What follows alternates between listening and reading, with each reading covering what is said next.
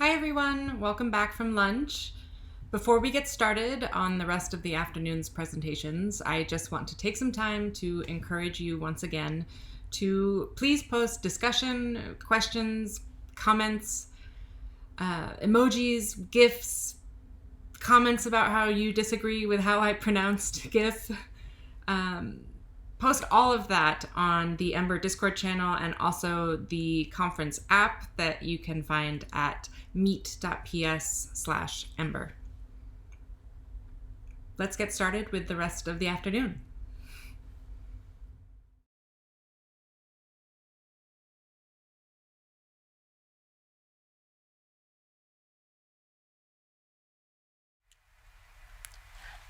Okay, hi everyone. My name is Sophia. Hope you had a good lunch and you have a good conference so far. Today I'm going to talk about abstract syntax tree. So to start off, I'll introduce a little bit about myself.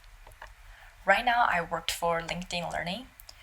Just in case you don't know, LinkedIn Learning is a platform where we offer video courses in fields such as technology, creative, and business, taught by industry experts. It started as lynda.com, and then later it was acquired by LinkedIn. At LinkedIn Learning, I get my first exposure in Ember. Before Ember, I was working at this startup called Spoke, where Spoke was trying to help employees to work more efficient by using machine learning to manage internal requests. There, I was working full stack. I used tools such as Node.js and Angular. So to start off, I want to share kind of two problems that I encountered this past year that really leads me very interested in this topic. So one of the problems I encountered this past year was a problem to bulk edit syntax at scale. For example, I was trying to wrap around all of our requests wrapped around in this like global error handler. When I first started working on this project, my first thought is I'll just do it manually. But then when I started looking at it, there were thousands or maybe like hundreds of requests across our code base. It's gonna be a lot of code that I need to like edit, and it's gonna take days and it's tedious. So I thought about a second solution, which is to use regex. And I tried it and I wrote the most complicated regex in my life. And it solved about half of the problem. For other half, regex simply cannot do it. And regex especially can't handle a situation where the lines, the kind of a request call that are lasted a couple of lines. Regex does really well when it's a single line, but when it's like a couple of lines, it doesn't do as efficient of job. So that's when I started looking into code mod, and it made my life so much better, and I was able to transform a lot of the code in our code base using code mod in just a couple of days of work. So that's the first problem that I encountered. The second problem I encountered started from observations. I realized we have a lot of code conventions in our team, and you would see that code reviewers or when I review code, we always trying to enforce those conventions. Sometimes I'd feel bad of pointing them out, and as people who submit code, I also feel bad of making those mistakes. But sometimes they're just hard to catch, especially when I'm trying in a rush. It's hard. So I was wondering if there's a way to automate this process. And that's why I looked into creating a custom linting rule. And then it also made my team's life so much better, where we can identify problems before it's being pointing out to other people, and it shortened our kind of problem solving cycle. It was great. So from these two problems and those two tools I used, I realized both of them somehow have this very similar underlying way to solve a problem. That is involved code manipulation and transformation. And that's what I want to talk to you about today, is to how to do it, how to just use that tool and make your life easier as a developer. So to start with talking about kind of that underlying concept behind them, I'm going to start with a simple analogy. If you ever trying to learn a different language, you would always start with probably one or two things. First thing you'll learn about vocabulary, second thing you will learn about grammar. You will learn things like apple is a noun, I is a subject. In a sentence, you need a subject, verb, and noun. If I say a sentence like I apple, some of you just don't understand, like what does that mean? Understanding grammar behind a language enable people to communicate more efficiently and enable people to understand each other better. And how does this relate to our daily life as a developer? Similar to speaking a language, writing code is very similar, where if we can understand how the code are working behind the scene and be really familiar with the grammar behind it, we are able to do so much more things with the code that we write every day, and thus become a very efficient developer. So that's what I'm going to talk about today, to help you understand better of the underlying syntax and the underlying structure behind the code that you write every day. So to start off, I'll go a little bit more in depth about the productivity tools that we might encounter in Ember. And from there, I'll point out to you this underlying concept abstract syntax tree behind them. And then I'll talk about how you can apply abstract syntax tree and use it in your future work. So to start off, I'll go a little bit more in depth into some of the tools that I may have mentioned before. The first is linter. What linter does is it catches error and point out errors as you're developing. It can often seen as a code editor plugin or like as a pre-commit hook. I'll start with an example of disallowing unreachable code as part of the yes-linter rule. So for this rule, if you have a line that's written after the return statement, like assigning a value, the code editor will barf at you for making this mistake. This seems like a simple mistake, simple like problem to solve. Like you just check what comes after return and that's it. But it's actually a lot more complex, because if both the same line, return value equals to 2, how would the linter determine that it's after return but not before return? How is that position determined, and how does linter know the particular syntax, like the context around that particular line? That's some questions that will be answered later. But for the next thing, I'm going to look at another tool, CodeMod, that I mentioned a little bit before, and I want to go a little bit more in depth into it.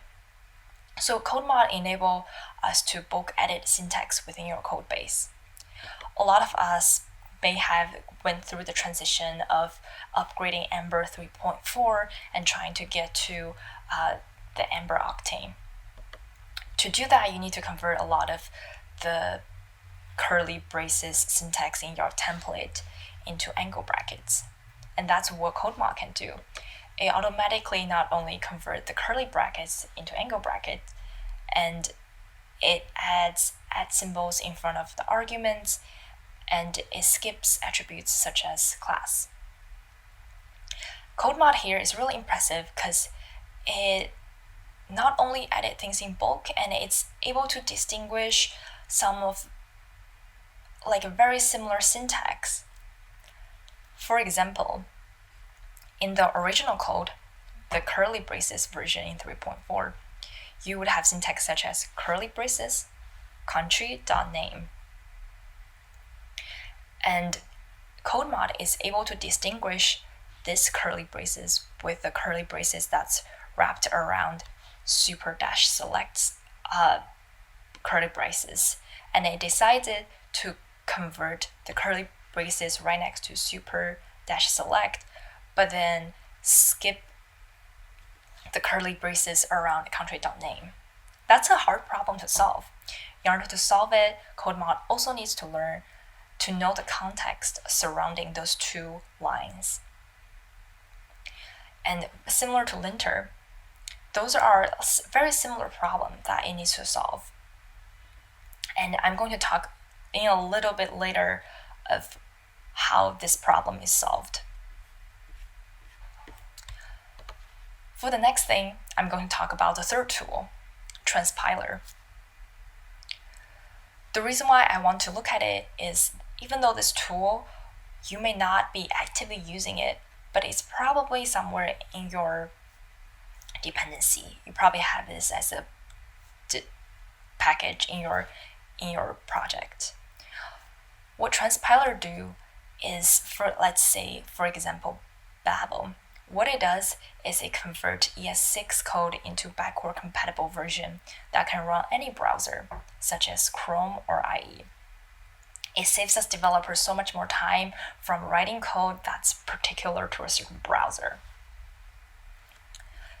So I want to look at a specific example that Babel does. In this particular example, Babel is kind of converting the fat arrow syntax into a regular function syntax. And in fact, not only from the fat arrow to kind of backward compatible version, transpiler are also able to do the other way around. It can convert older version of syntax to the new version of syntax. This is definitely sure a very beneficial tool to be included in our repository. But similar to CodeMod and linter, transpiler also needs to solve a lot of problems in order to get to where it is. One important problem is also very similar, is how does it know where is the ending of a syntax that it's trying to convert? How does it know that when it's converting a fat arrow to a regular function that n+1 at the end of n+1, that's where it's supposed to wrap around the function around instead of this whole entire item? All right, so I've been throwing a lot of questions at you, and maybe you've been curious, what's the answer, Sophia? All of those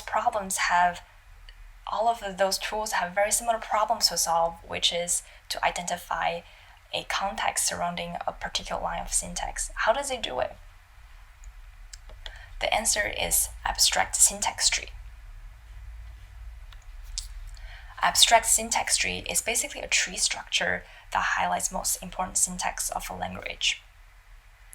To understand abstract syntax tree well, we have to start with the most basic concept of tree and then see how the concept evolve from a tree to abstract syntax tree.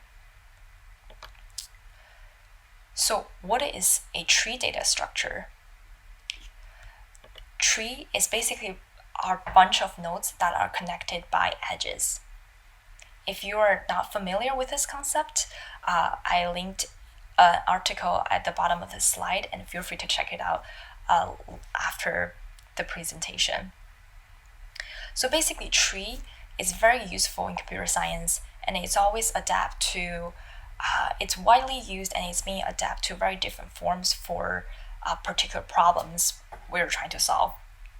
So for example, we have heap trees. We use heap trees to store memories. In order to solve the problem of encoding, decoding, people come up with binary trees because that's the kind of data structure that solves that problem particularly well. What if we want to solve the problem of representing a language? That's what it comes parse tree. So you can think of parse tree as basically mapping a grammatical structure of a sentence onto a tree. For example, when we have formula 3 times 4 plus 2, if we map it onto a tree, it would look something like this. So it's a literal translation of this grammatical structure. You can see in this tree, there's a lot of math terminologies about what each part of this line does. For the example purposes, I'm not going to go in deep of what each this math expression means. But here I do want to point out the specific term here looks really scary, but it will change depending on the context.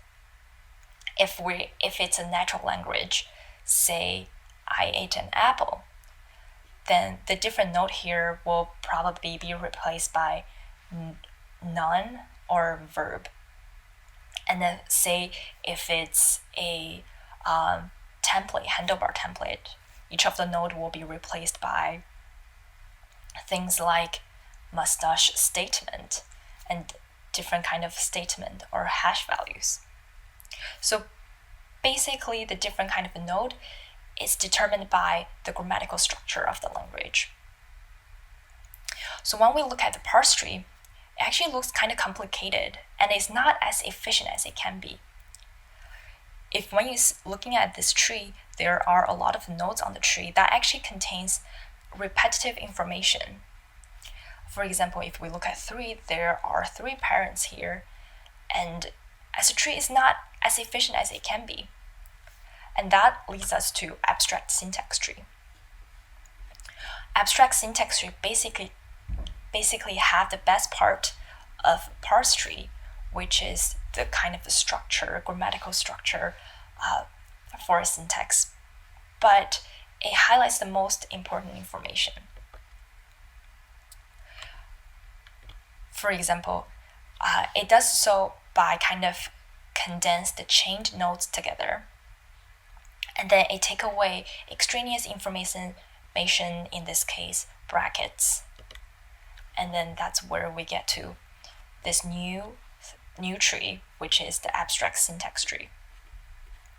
The way I think about it is the abstract syntax tree is the tree I would think about. That would be how I actually think about in my head. And then I would think about the tree on the left as a way to kind of reproduce the original format of this tree. As you can see, if I combine the information from the middle tree here with the tree on the left, I can get to the original expression of 3 times 4 plus 2. So as you can see, that this tree hierarchy really provide a clear way, like a very hierarchical way to get the surrounding syntax. Because if I look at 4 here, I can clearly see that the plus here is taking precedent over the expression 4 plus 2. And then the multiplication is taking a precedent over the plus. So it's kind of at a higher level. So kind of abstract syntax tree, this is how, if we have a code that people are able to know the context around it, is by this kind of hierarchical structure that provides a lot more information about the context.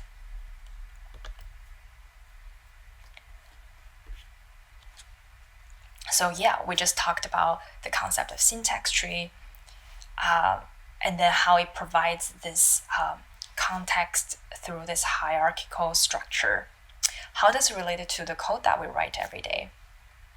This is what I'm going to talk about next, is a step-to-step from the code that we write every day to abstract syntax tree and translate back to the code. So typically, to go through this step, there are 3 steps. These 3 steps are pretty common for tools such as compiler, translator, not translator, interpreter. So the first stage of the code manipulation is this parsing process, which I'm gonna get into it soon. So you can think of a parsing as a process converting a sentence to abstract syntax tree. In order to make this happen, we first need to know what are the lines we're reading. So for example, to convert from the 3 times 4 plus 2, you have to finish reading it, right, as a machine. So that's the scanning step. After you finish reading it, you have to find a way to break this statement down into a certain way. So that's what the tokenization does. Tokenization basically breaks down this particular expression into smaller chunks, such as 3, 4, and 2. And this whole process of scanning and tokenization are called lexical analysis. So let's look at a real-world code example. Let's say I have this block of code. After I scan it, this is the kind of token I would get. It's like div, class, EmberConf, h1, title, and next line. So this is some of the example tokens that I would get from this block of code. After I get this block of code, the next thing to build up the tree structure is we want to put them together into a tree. And then this process is called syntactic analysis. So in order to help with this process of building a tree, we use a tool called AST Explorer, or I use this tool pretty often during my development. This is a really simple tool, actually. It's a website developed by Felix Kling, and I have linked the link to this tool and his name at the bottom of the slide. So to use this tool, you just simply go to this website. The interface will look something like this. At the top left corner, you would have the code that you want to transform. And at the top right, it will output you this abstract syntax tree with the token that's already parsed.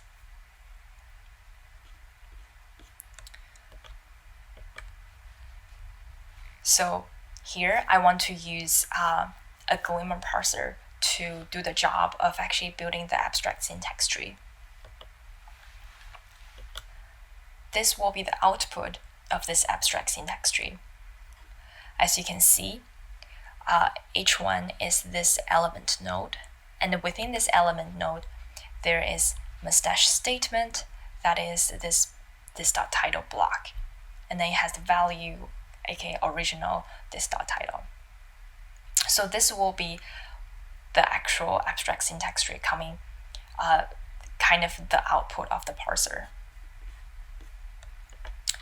So the parsing steps are usually done by existing packages. If you were to write a compiler or like a new tool, you usually don't need to kind of write your own parser. Usually there's already parser coming from each language. For example, for JavaScript, there are already parsers exist like Babylon. And for handlebars, there are parsers such as Glimmer parser. There's also parsers such as handlebar parser. And all the different parsers works a little bit different. And therefore, the parsing result is also a little bit different. The second stage of the code manipulation is the transformation step. If you ever want to write your own kind of code mod, or if you ever want to write your own linter, this will be the bulk of the work, since the parsing step is already done for you. What the transformation step does is help you actually manipulating the code. For example, looking at this particular block, say I want to add a helper function called beautify to this in front of this dot title. This is the kind of code I would write to actually transform it. As you can see, there the transformation usually have this visitor pattern for this particular code block. If you're not familiar with the visitor hook pattern, I've linked a link at the bottom of this slide if you want to look more into it. So basically within each hook, I write an expression that matches the kind of statement I want to modify in. In this particular case, the kind of code block I want to modify is this dot title. It's with mustache statement, so that's the reason why I have this modification inside the mustache statement method. And here, I'm just type checking. If it's a path expression, then I would add beautify in front of the value. Just a FYI, this code may not actually work, but this is an example of the kind of manipulation I would actually do to manipulate the code at a scale. And the interesting thing about this is if I were to write a linter rule, I would do exactly the same thing, but except instead of actually manipulating a value, which is what CodeMod does, for linting, I would do type checking. For example, if I want to create a linter rule that's trying to check is each mustache statement, aka like those values that's kind of wrapped around a bracket, if they have this dot, I would do it here and check node.path.original contains this dot value. So the last step of the code manipulation process is code generation. Not all the tools that we created you're going to create need this step. This step is helpful for tools such as compiler, transpiler, CodeMod, but maybe not as much for linting. But what this code generation step does is it reprints the trees that we have just manipulated in the case of the beautified example. Because in the last example, what we did is we changed the value within a particular statement. And what the code generation does is it detects the change and then it reprint out the things that we have changed. And then this would be the ideal output from the code snippet before. So just now I went over concepts such as abstract syntax tree, what it is, and the process of how it's applied in a lot of different tools. I hope you have a base understanding of these concepts and the tools around it. There are a lot more cool applications can be developed using abstract syntax tree that hasn't been developed yet. And I hope with more understanding of these concepts, you are able to empowered to develop your own tools. And I'm really looking forward to see what you can do with this information. At the end, this is a list of resources that I found being useful for me when I'm putting together this presentation. And lastly, I really want to thank my team for their feedback and support, and for the conference organizer for really sticking through everything and make this happen. Great job. This is my contact information, just in case if you need to contact me. Thank you, everyone. Hope you enjoy the rest of the conference.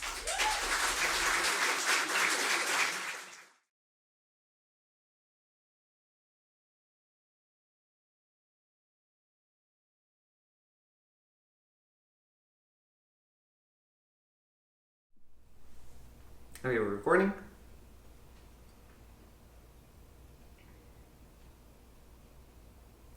Hello, EmberConf. I'm Luke Denniston. I'm really happy to be here. I'm going to talk to you a little bit about taming the beast. So these are going to be strategies for managing a really ambitious code base. Just a little bit about myself. I've got 4 children. I love playing rock and roll. It doesn't matter what style. This is a picture when I used to play in a rockabilly band with my wife. And just in case I'm giving you a false impression that I'm a cool guy or something, I really love Magic the Gathering. And for the past 9 years, I've been working for a company called Agrian. And I'll explain what we do at Agrian a little bit later, but first I want to introduce you to our topic. So I named this Taming the Beast. What do I mean by taming the beast? I think we all can relate to this. We know this feeling where we have the opportunity to do some greenfield development, and we tell ourselves that this time it's going to be different. We're not going to make the mistakes that we used to make, and inevitably things happen. And it's hard to say why that happens, but we all know what this is. So the beast that needs taming is complexity. Complexity creeps into every successful software project. Where growth happens, complexity creeps in. So most successful software projects grow, and as systems grow, by definition, the number of entities in those systems increase, and the interactions between those entities increase almost exponentially, and eventually you get to the point where it becomes impossible to understand all of these interactions. So what you're looking at right now is a video of all of the dependencies of NPM itself. If you've ever peeked inside your node modules folder, you know what I'm talking about. And this is not a new topic, right? This is a quote back from the 70s from Dijkstra. He basically pointed out that no one's skull can contain a whole program at once. So we need to try to organize our programs in such a way that we can safely focus on one part at a time. When software projects fail, it's not usually for technical reasons. It's usually because of poor requirements or poor planning, poor management. But when projects do fail, for reasons that are technical, the reason given is usually uncontrolled complexity.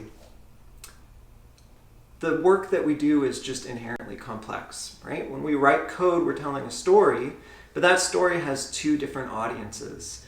Your code needs to be understood by developers, who sometimes look like this and sometimes look like this, but it also needs to be understood by the computer. And computers and developers hopefully think very differently about things. We can also become blind to the complexity in our projects, right? The first time that we tackle a complex part of our software, we kind of do the work of untangling it and following the threads, and then we kind of mentally memoize that, right? We cache the result of the work.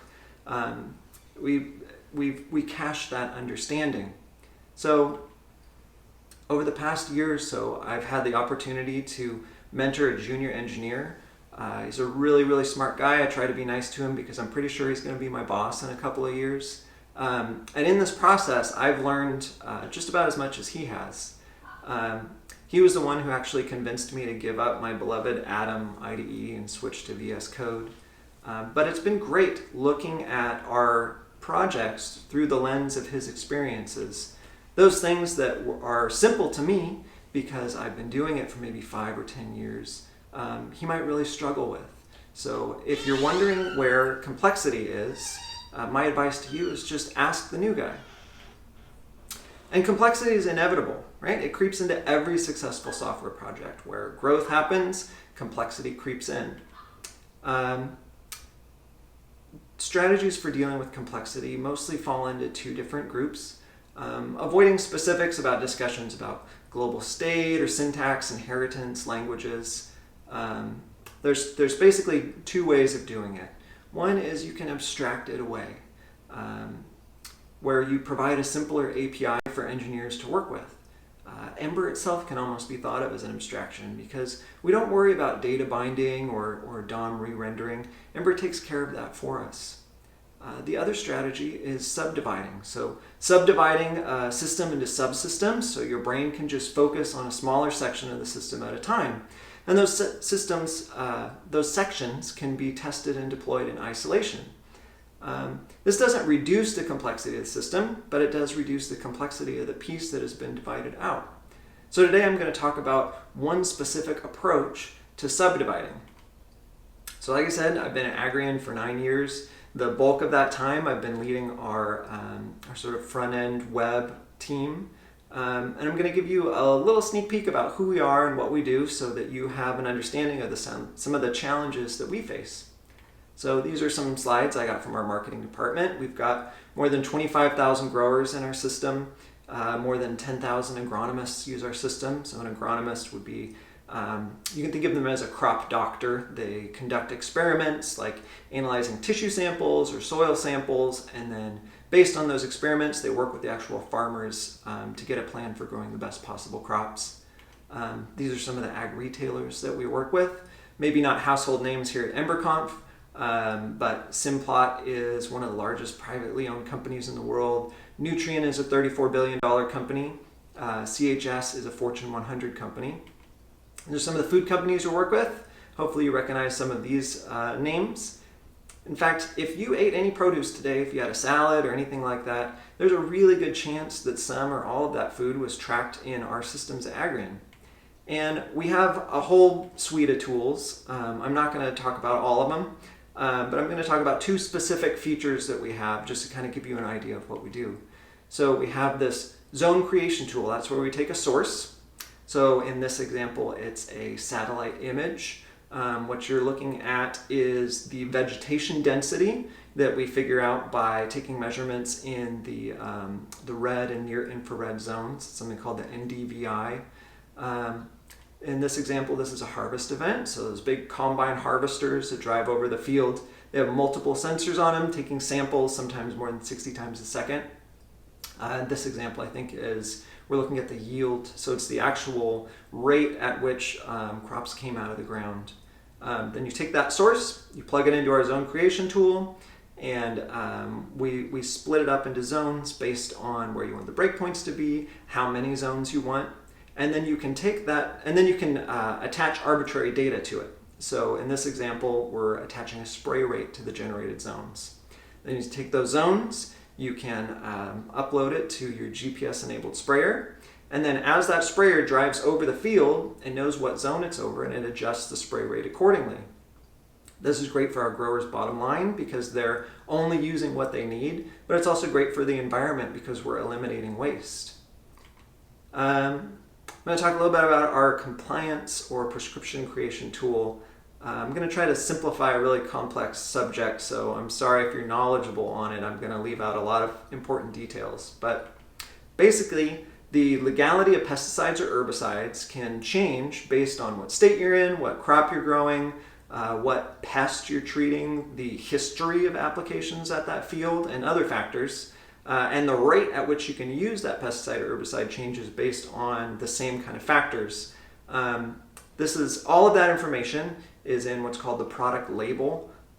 This is one I pulled off the EPA's website. I think this might be for Roundup. And if you look closely, this is page 42 out of 138. So there's a lot of information there. In addition to legality and rate information, there's also associated safety information. So what's called the re-entry interval, which is how soon after applying this product is it safe to re-enter a field. So we have a tool that lets you specify some of the details like the location, reason for treatment, and we'll tell you what pesticides you can use and what rate you can apply them at. And then we file the paperwork for you. So all different counties have different methods and different forms that need to be filled out. So we'll email them or file them via API, or we even do faxing.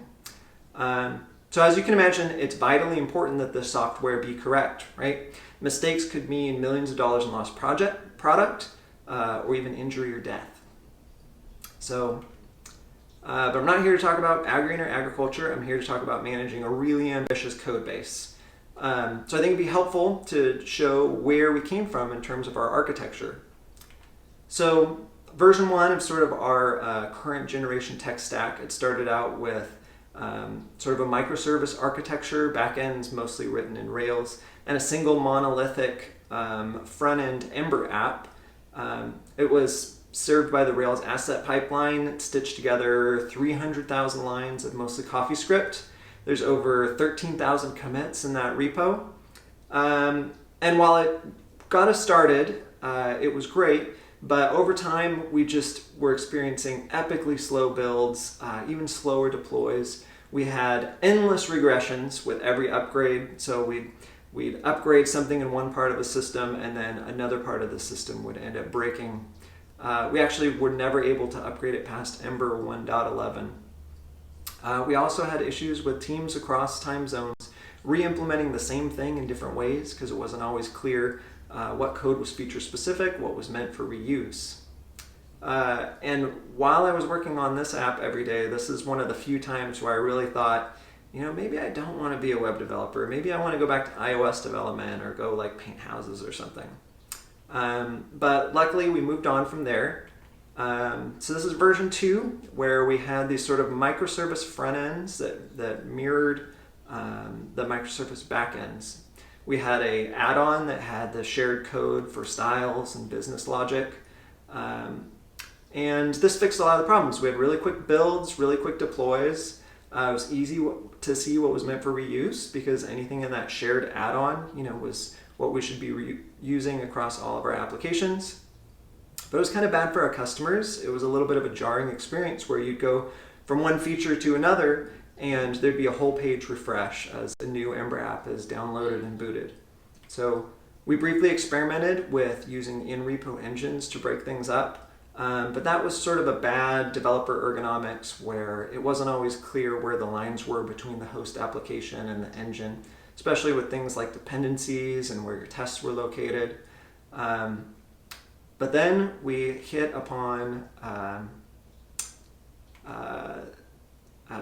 we moved to this, so version 3, where those applications, they became engines. This was a lot better for customers. They experienced quick transitions between features.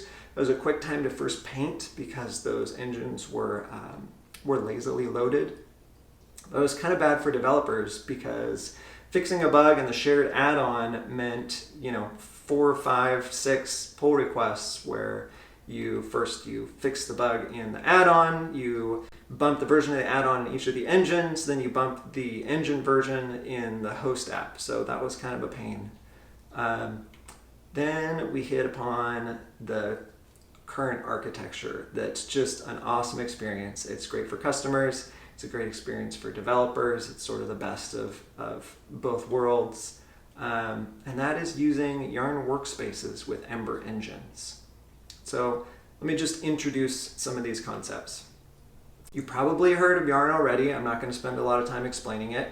But if you haven't, it was developed by Facebook to overcome some of the shortcomings of NPM, specifically problems with deterministic builds and performance. But importantly, it's independent from Facebook.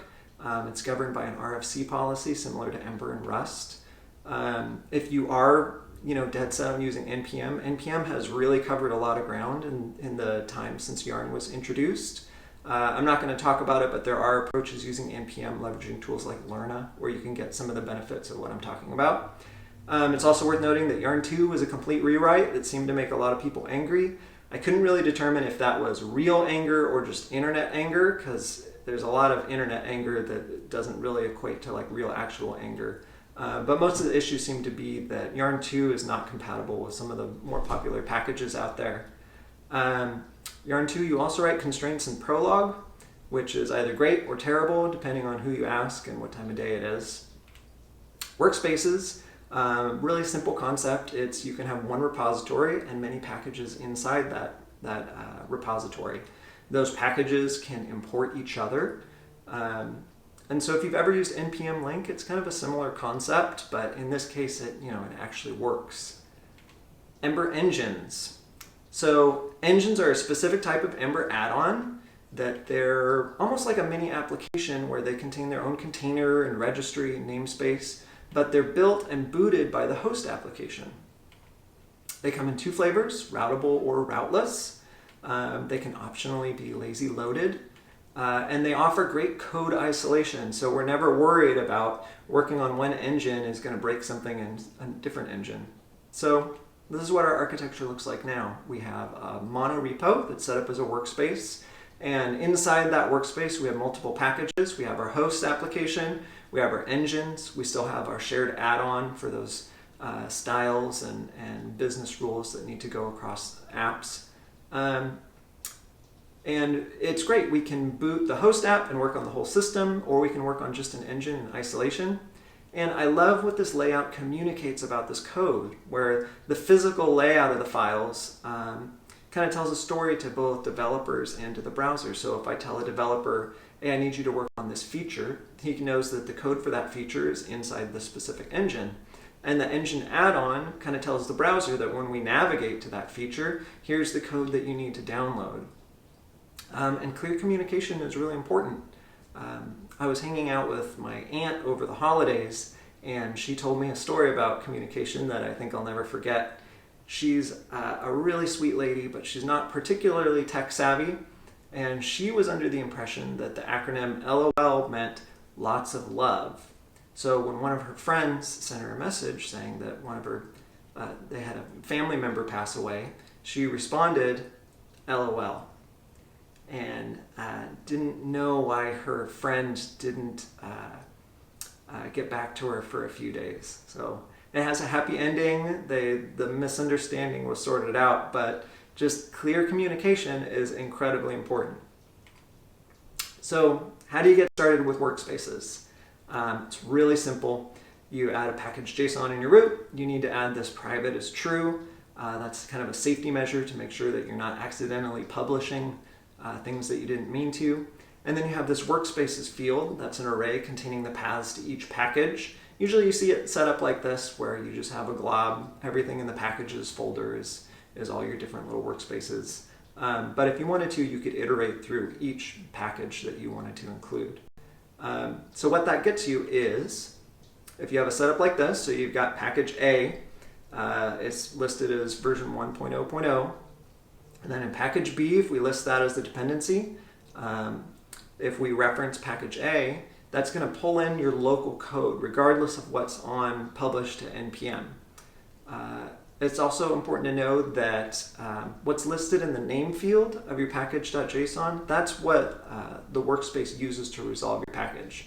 So it's kind of important to have your folders be the same as the name in the name field, so you avoid unnecessary confusion. So what happens when we start bringing in additional dependencies? So in this scenario, since the versions of left pad are both 1.0.0, Yarn just installs one instance of left pad, and that's installed in the root node modules, but that's available to both packages. But what happens if we change the requirements, where package A now needs left pad 1.0.1?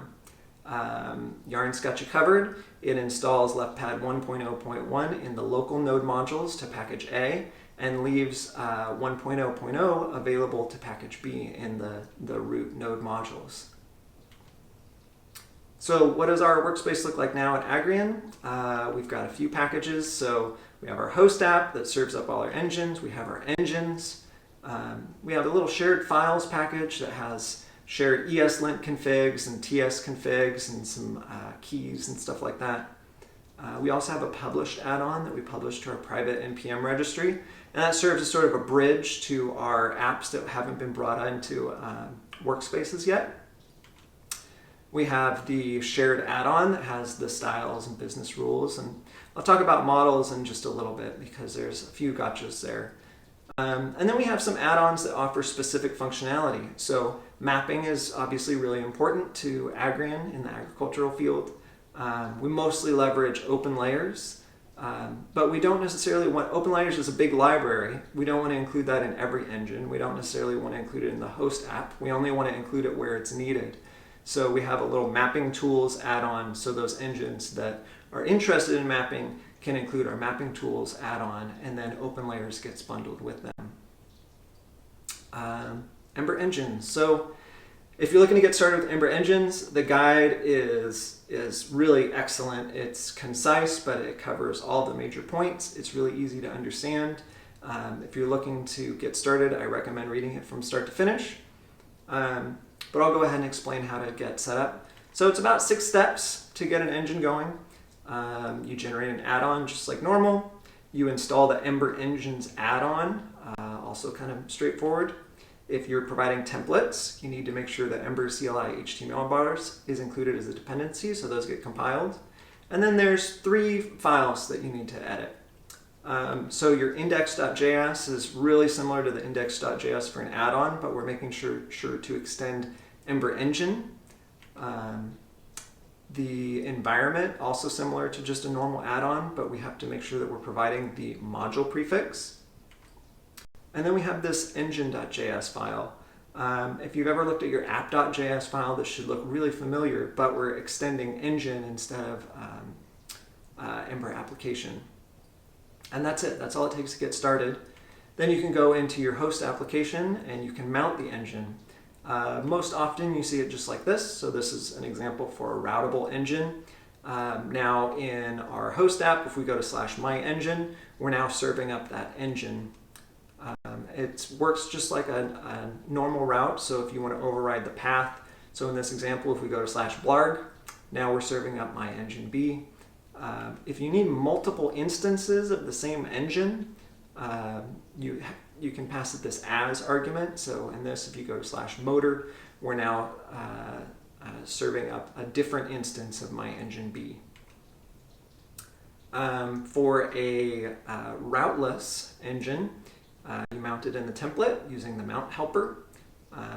It takes exactly 1 argument, which is model. If you need to pass more things to your engine, the recommended way of doing so is to pass it a hash. So some tips for working with engines. Getting lazy loading working is incredibly straightforward. That's all you have to do. You just lazy loading enabled is true, and now you're asynchronously loading your engine. There are some gotchas about tests. So there's similar code on the Ember Engine's website. I'm going to post these slides. I don't expect you to remember all of it. But in tests, you have to make sure that you're using the correct resolver.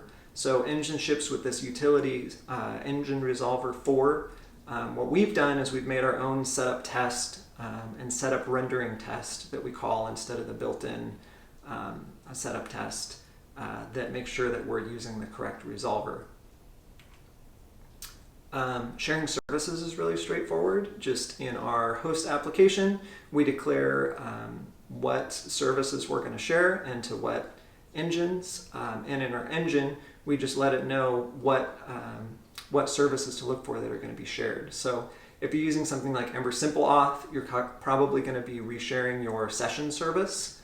I also recommend sharing the store because there's a few little gotchas about working with Ember data. So this is a real bug that we came across. So if you've got a shared session that might return a user model, and then in your engine you might have like a created by belongs to, this code will throw an error. Ember will tell you that you're trying to use models across different stores and you can't do that. So also your store in your engine won't be accessible in Ember Inspector. So if you've ever used the data tab in the Ember Inspector, it's incredibly helpful, and not having that can be kind of difficult. So the recommended way of doing things is lay out your workspace kind of like this, where you have your host, you have your engine, and any models that are relevant to that engine, just kind of name it the same, make a new package, and append models to it. That can be consumed by your host app, so that way it can be set up in the store. It can also be consumed by your engine, because if you're using TypeScript, you're going to want those type definitions. And this is really helpful. I don't recommend taking all of your models and dumping them in the host app, because then you're losing that clear communication about what files for what feature go where. So that's it. It's really straightforward working with workspaces and engines. I wanted to leave you with just a few little tips about working with really ambitious, large code bases. So I've ranked these in order of controversy, so least controversial to most controversial. Least controversial meaning that they're generally kind of well accepted good practices. Most controversial meaning that you can find people that are a lot smarter than me that will give you a lot of reasons why not to do that. But there's also other people who are smarter than me who tell you why to do it. So replace this with your real tests. if I searched for this string, I would find it an embarrassing amount of times in our repositories. You need to treat that as a commandment. Don't treat it as a suggestion. If you see that code, if it's committed, treat that like a bug. Similarly, most of the arguments to the QUnit assert functions, like assert.equal, they take a final argument that's the message. There's so many times where I've been doing a big refactor or upgrading a library and a test breaks and I look at it and the test is assert equals foo is 2.759 and now it's 2.758 and I don't know if I fixed it or if I broke it. And if you just include a little description about what exactly you're testing, it's incredibly helpful. You don't think about it when you're just working on a new feature because it's obvious to you, but once you're doing those big refactors where there's 1,000 tests and you're looking at the failed ones with the little QUnit reporter page, having that message is incredibly helpful. So starting to get into the controversial side. So ESLint is not very controversial. Prettier, maybe a little bit more so, but what's controversial is when I first started running a web development team, I pretty much let developers use whatever IDE they felt comfortable with. So we didn't get into some holy war of Vim or Emacs or Code or Atom.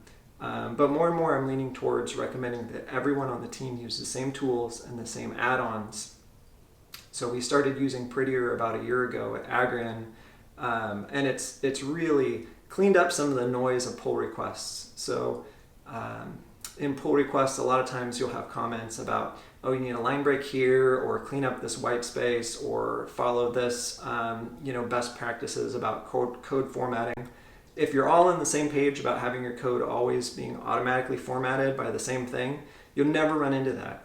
And you'll never run into changes that are outside of the scope of the actual work that you're doing. And if you didn't know this, there's actually a Glimmer parser for Prettier. So you can format your TypeScript or JavaScript just the same as you format your handlebars. Be careful with add-ons.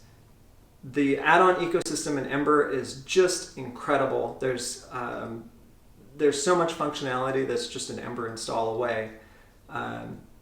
But sometimes that can be a deterrent. It can slow down upgrades if you're using an add-on that uses old syntax and it hasn't been updated. So before you install an add-on, just take a look at, is it actively maintained? Is it using modern best practices? Look at what does it do to the actual size of your compiled assets. Is it bringing on a bunch of stuff and bloating your asset size and slowing down the download of your application? If you do find an add-on that you want to use but is maybe not as actively maintained as you like, my recommendation is install it with the knowledge that you might end up adopting it. The beauty of open source is that if you have a problem with one of the tools you're using, you can just fix it yourself. Lastly, and we're firmly in controversial side of things, use TypeScript. In about 6 months, I went from, TypeScript might be a little bit helpful. I'm going to maybe poke around at using this, to, oh my God, how did I ever live without TypeScript? And now whenever I work in an app that's not in TypeScript, it's kind of scary. Like I feel like I don't have a safety net. It's made big refactors really simple. It's made it easy to find when, if I change something in a class, I think that no place else is using a particular member of the class, getting those TypeScript errors helps us find those bugs before we ship them to production.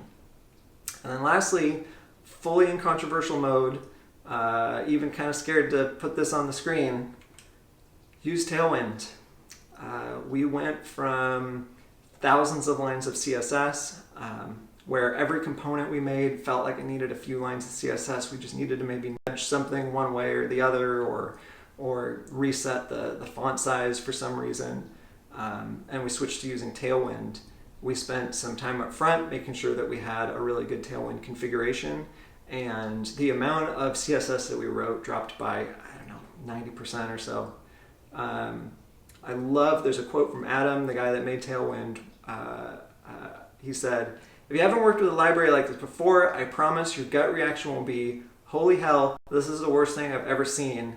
It was my reaction too. You really do have to try it to shake that impression. So if you looked at it and you freaked out and you thought it was gross, I really recommend using it and you might be persuaded. So that's it for me. You can find me at Luke Deniston, quite a few different places. I'd love to know if you thought this talk was helpful or if you have any feedback. Thank you.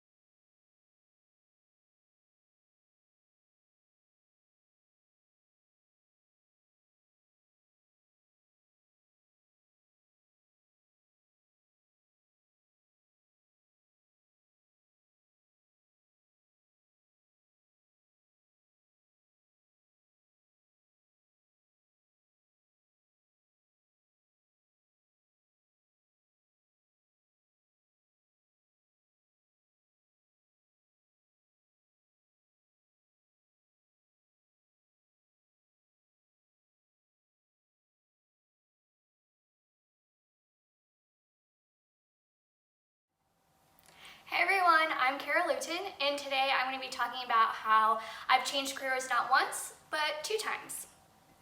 So I went from being a ballerina and pursuing that professionally to working as a music publicist in Nashville.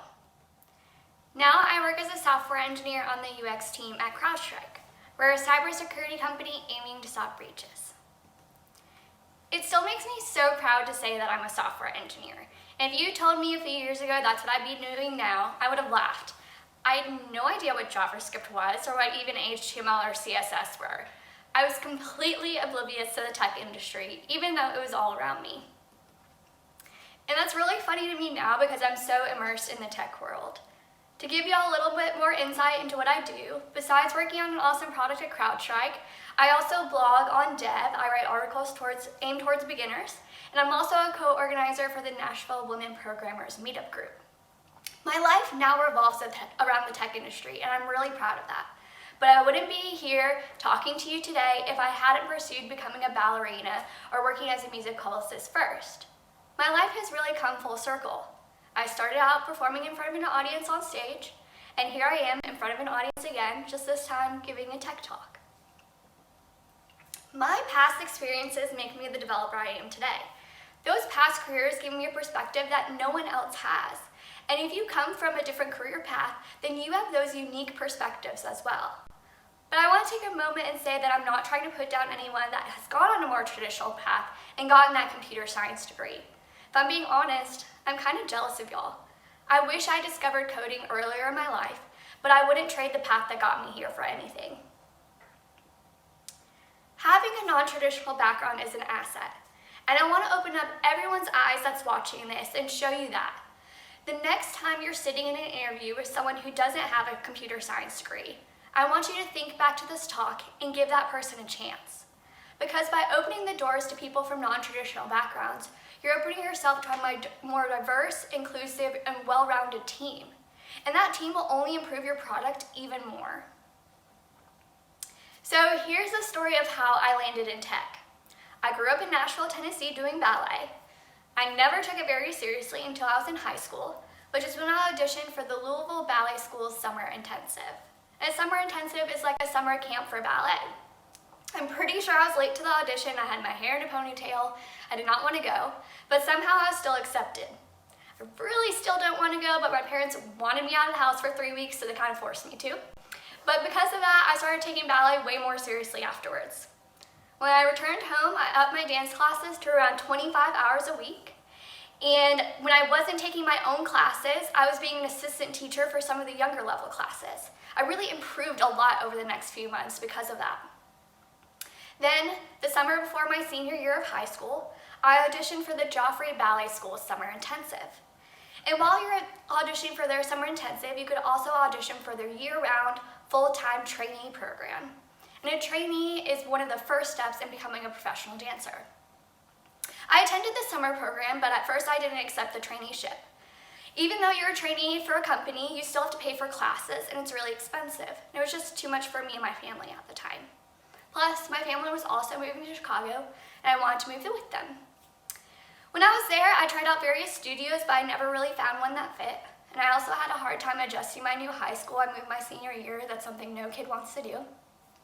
So I ended up moving by myself at 17 years old to New York City to do the Joffrey Ballet School traineeship.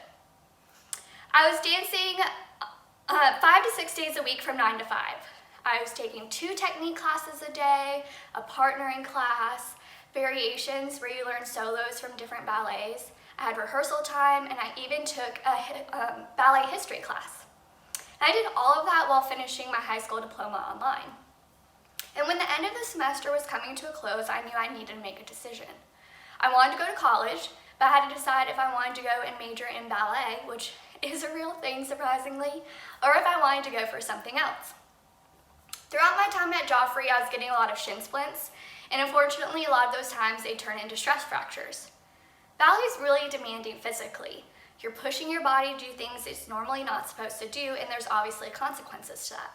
One injury can really kill your career, so I decided I didn't want to pursue ballet anymore. It was a really hard decision for me. I was always known as the ballerina, and I felt like I was losing a part of who I was but I knew it was the right decision for me. So I moved back home to Nashville, and I enrolled for my freshman year at Belmont University as a public relations major.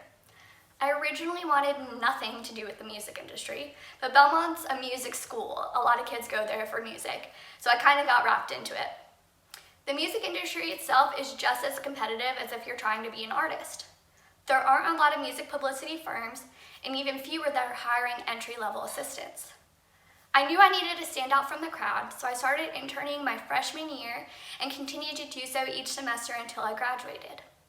It all paid off when I got a job as a publicity assistant at a social media marketing agency in Nashville shortly after graduating. A few months after landing that publicity assistant job, I was promoted to being a full publicist. I was really living my dream. I was originally drawn to public relations because of Lauren Conrad and the show The Hills, if y'all remember that. She made the job look really glamorous, and it definitely was at times. I got to go to concerts for free, hang out with celebrities, and be on red carpets. But it was also really stressful. When I was at those concerts, I was always working, typically doing a social media takeover on behalf of an artist, or schmoozing journalists until they could do an interview with my client after the show. When I was at the red carpets, I'd be running ahead of my client on the carpet, trying to get outlets to do an interview while also trying to monitor the interview my client was currently doing. When I wasn't at a concert or a red carpet, I was sending out emails to journalists to try to get more interviews or placements. I would send out hundreds of emails a day to journalists who would receive thousands of emails a day. It was a game of luck whether or not the journalists responded to me, and I really hated that aspect of my job. I didn't like that someone else opening an email and saying yes to working with my client determined if I was doing well or not in my boss's and my client's eyes. My anxiety was at an all-time high, and I dreaded going to work every single day. That's when I knew I needed something new. I had no idea what I wanted to do, but I knew that I wanted to do something that was mentally challenging while also giving back to the people around me. I toyed around with the idea of working in HR and possibly even working in higher ed and admissions, no idea why I got those in my head, but I started reaching out to people to start pursuing those ideas. And that was when I stumbled upon Codecademy. I don't really remember how I found it, but I started teaching myself HTML and CSS. I loved the feeling of seeing something I created come to life in front of me. I did some Googling and I realized this could be a career. So I found as many people as I could and started setting up coffee dates so I could learn what it was like in their day-to-day life. I learned that it's a job where you're constantly learning, but that there's also an amazing community of people that's supportive and one you can give back to. And after hearing that, I was hooked. I knew this was going to be my path. Now I had a new decision to make. How would I learn what I needed to in order to start this career?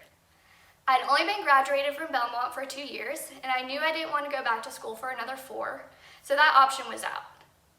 I also knew that because of going to online school while I was at Joffrey, that self-teaching wasn't really the best route for me. So I started looking into boot camps. I found the Iron Yard, and I immediately enrolled in their front-end engineering program. I was really drawn to their small class size and that I could solely focus on front-end development, unlike some other programs I had looked into. All the staff that I met were super nice and welcoming, and I knew that it was the place for me. I had my last day of being a music publicist on Friday, September 3rd, 2016, and then I started my classes at Iron Yard that following Monday. I opened up my laptop that first day and it all hit me. I had just quit a job I'd been pursuing for multiple years all throughout college, and I worked really hard towards, for something that may not work out. I barely knew anything about the tech industry or what I was getting myself into. And those 3 months at the Iron Yard were hard. I learned all about HTML, CSS, and JavaScript. It was like a fire hose of information constantly coming at me. Before I felt like I could completely grasp one concept, we were already moving on to the next. But the more I learned, the more I fell in love with coding. And then towards the end of the program, I started doing some interviews, and I noticed a bit of a theme. After getting through 3 rounds in one interview, I was told that although I did better than most of the other interviewers on the take-home test, that I was still too green. And I ran into similar problems throughout my job search. I got judged a lot for being a boot camp graduate. And when I tried to leverage the skills that I learned from ballet in my previous PR role, I was told that they weren't relevant. And those rejections really got me down. I felt like I was always immediately being judged because I didn't have the experience that they thought I should have for this type of role. But thankfully, fast forward a bit, I landed a job at an advertising agency where almost half the team were self-taught or boot camp grads. I stayed there for almost 2 years before moving to my current position at CrowdStrike, another place that's extremely accepting of my non-traditional background. It still baffles me that I was judged for my weird path to tech, because through interviewing, I realized that throughout my time being a ballerina and a music publicist, that I was being taught these lessons that I have no idea would be useful in the tech world. Possibly the most surprising thing to me was how similar ballet and coding actually are. Becoming a ballerina takes a lot of practice. It looks really easy, but that's only because the dancers want to make you think that. Thousands of hours go into becoming a professional ballerina. Girls and boys often start training around 3 years old to become a professional in their late teens to early 20s. But even when a ballerina becomes a professional, it doesn't mean that they stop practicing or learning or trying to get better. And the same thing happens as developers. We put in a lot of time learning various languages and frameworks. Take Ember, for instance. As much as I wish it was true, you don't do a tutorial and become an expert overnight. A lot of time is put into mastering what we do. And even once you do become comfortable with something like Ember, it doesn't mean you stop practicing or trying to learn more. Doing tutorials and coding challenges is often how we as developers build our foundational knowledge and how we learn new things. And it's the same way with ballerinas. They start each day with a technique class going over the basics of ballet. This is how both ballerinas and developers continue to grow and learn throughout time. And this was something that was really hard for me to grasp when I first made the switch to tech. I knew I was competing against people who had done this for years. I wanted my code to be flawless the first time I ran it, but that doesn't happen. I love ballet because I knew I could always be learning and improving. And now I've come to love the fact that with coding, I'll be doing the same. I'll always be learning and practicing, and that's amazing because that's always something I really enjoyed when I was doing ballet. Ballet also taught me to pay attention to the small details. Ballet is extremely meticulous, and one of the basic moves in ballet is called a tendu. In French, it means to stretch. It may seem like a very simple move, but it's not. And even though I can't see you, I want you to stand up and try to do one with me. So let me back up here. I know it's kind of hard to see me, but you're going to start with your legs together and your hands on your hips. You want to make sure your abs are engaged and that your rib cage are closed. Next, you're going to put your feet in first position, which I know you may not be able to see my feet, but it's like a tiny little V. And don't forget about your abs and your ribs. Those are still engaged. And then, while standing here, you're also going to make sure your inner thighs and your quads are engaged and lifted. But don't forget about your abs. The whole idea with ballet is to engage every single tiny muscle so you're appearing as tall as possible. And even just standing here like this, it's really hard and you're not even doing a tendu yet. It's not something natural for your body to do. So let's actually do a tendu now. While keeping everything engaged and lifted, you're going to push your foot into the ground. Make sure your ball of your foot is really pushing in, and then make sure your foot is pointed and fully stretched and turned out. You want to keep your leg turned out. But you can't forget about your inner thighs, your quads, your abs, everything's still engaged and lifted. It's really hard. I'm going to make you all sit down, won't torture you any longer. So a more advanced move that starts out with a tendu is called a renverse, and I will not make you all try this one. When first learning to do one, a lot of ballerinas make the mistake of not paying attention to the starting out in the tendu, and instead focus on getting their leg up into that half turn. But paying attention to the small details of the tendu and activating every single one of your muscles, really pushing your foot into the floor and pointing through your whole foot, it's what's giving you the power to do the move and execute it correctly. So, how is this similar to coding? First of all, there have been dozens of times I've overlooked something as simple as a semicolon. Half an hour later, when my code isn't compiling, I'm sitting there laughing at myself because I've realized what I've missed. And I do the same thing with ballet. Whenever I was struggling with a certain move, my teacher would have me take a step back and break it down piece by piece, similar to how you review smaller sections of code when you find something's wrong. And a lot of times with ballet or code, it's those small details that matter. And it's extra important when coding because those small details play into other decisions, like if you install the extra dependency or not. Those decisions affect the people that use our product. They can cause things like performance issues, and we need to take that into consideration. The small details make a difference in our day-to-day work, and paying attention to them can save both you and your customers minutes or even sometimes hours of frustration. Possibly one of the biggest things ballet taught me was how to get feedback and not take it personally. Both ballet and coding are extremely personal. In ballet, you're telling a story through your body. And in coding, you're building something from scratch. There's no such thing as being perfect in either ballet or in code. If I was in class or rehearsal and received no feedback, then that was wasted time because I wasn't learning how to improve. And I feel the same way when I submit code for review. I want people to suggest how I could have done something differently or catch a mistake I may have missed. I crave that feedback because the person is doing it because they want me to grow and learn. And a majority of the time when someone makes a comment on my code, it's something that I hadn't realized before. You can't grow without that feedback. That's how ballerinas develop their artistry and how we as engineers develop better code. I'm really amazed at all the things ballet taught me, but being in PR also taught me several things I use day to day as a developer. One of the things I constantly use from PR are my writing skills. Whether it was writing an email or writing press releases, I was always writing. And when I was doing so, I was extremely particular, not only about the words I was using, but about how concise I was being. Selecting the right word to perfectly convey my message and keeping everything short and sweet could mean the difference between a journalist opening and reading my email and saying yes to an opportunity or not. And not only does that help me as someone who enjoys giving talks and writing blog posts, but it helps me in my day-to-day life as a developer. As developers, our day isn't spent exclusively writing code. We're commenting that code, explaining to others why we chose something to do a particular way, or even writing documentation.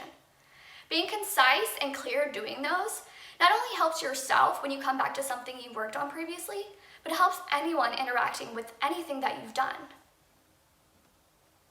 PR also taught me how to work as a team. There's a stigma that people in PR, or people who are developers, do so because you don't want to work with others. But I probably work with people more so now than I did when I was in PR. As a publicist, I worked with managers, record labels, and marketing teams. We'd all work together to put together a vision for our artists and execute it correctly. And as developers, we do the same. Not a day goes by that I'm not reaching out to someone else on the team, whether it be managers, designers, writers, researchers, or other developers. Sometimes it's a question for a designer, or sometimes it's pairing with another developer. As developers, we're interacting with so many different people across so many different teams. It's vital to have those strong team working skills. And that's something that really makes the difference between a good and a bad developer. Working as a publicist didn't only teach me things that I use in my day-to-day life as a dev, but it also taught me really important things that were useful when I was interviewing. The first is that although I hated sending those hundreds of emails a day to journalists, that it really taught me how to stand out amongst the crowd. All journalists receive a ton of emails a day from publicists vying for their attention. It made me become creative for not only my pitches, but even the subject lines of my emails. Something as simple as including hello and the journalist's name was unique enough to get me a couple more views that I wasn't getting before. I took what I learned and I applied it when I was first job searching.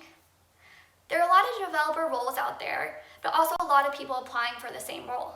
I wanted to make sure that my application was unique, so when I was applying for jobs, I created a custom email template that I'd send along with my resume.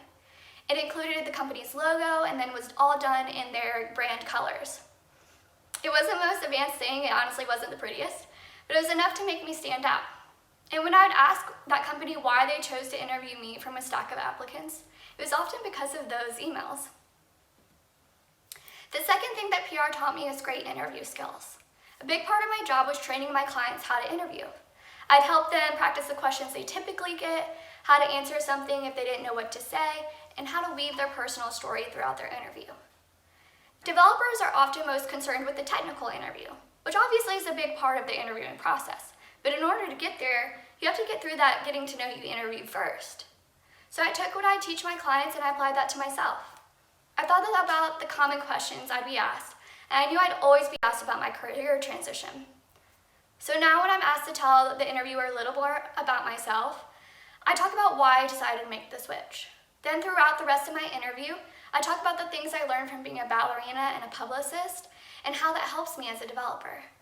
I tell a story in my interview, much like I would teach my clients to do. One of the biggest takeaways I have from both ballet and PR is that community is important. I didn't have a community in either of my past careers. Ballet is extremely competitive. There's only so many roles and only so many spots in a company. Some companies even make you compete each year for what level you'll be within the company. And PR is the same way. Each publicist is vying for the attention of the same journalist. Besides the people I worked with, I didn't really have anyone I could turn to and ask questions. I was amazed when I was at my boot camp, seeing how supportive our community is through Twitter chats, Slack groups, meetups, and conferences. It's a part of the reason why I wanted to be a co-organizer for the Nashville Women Programmers. When I was a publicist, I had to plan a lot of events. I did ice cream socials, invited journalists to music video shoots, and I even went bar hopping in a limo once. I really like throwing events, so now I applied those skills that I had from PR to our Nashville Women Programmers meetup. And through that, I'm able to show others how amazing of a community we have.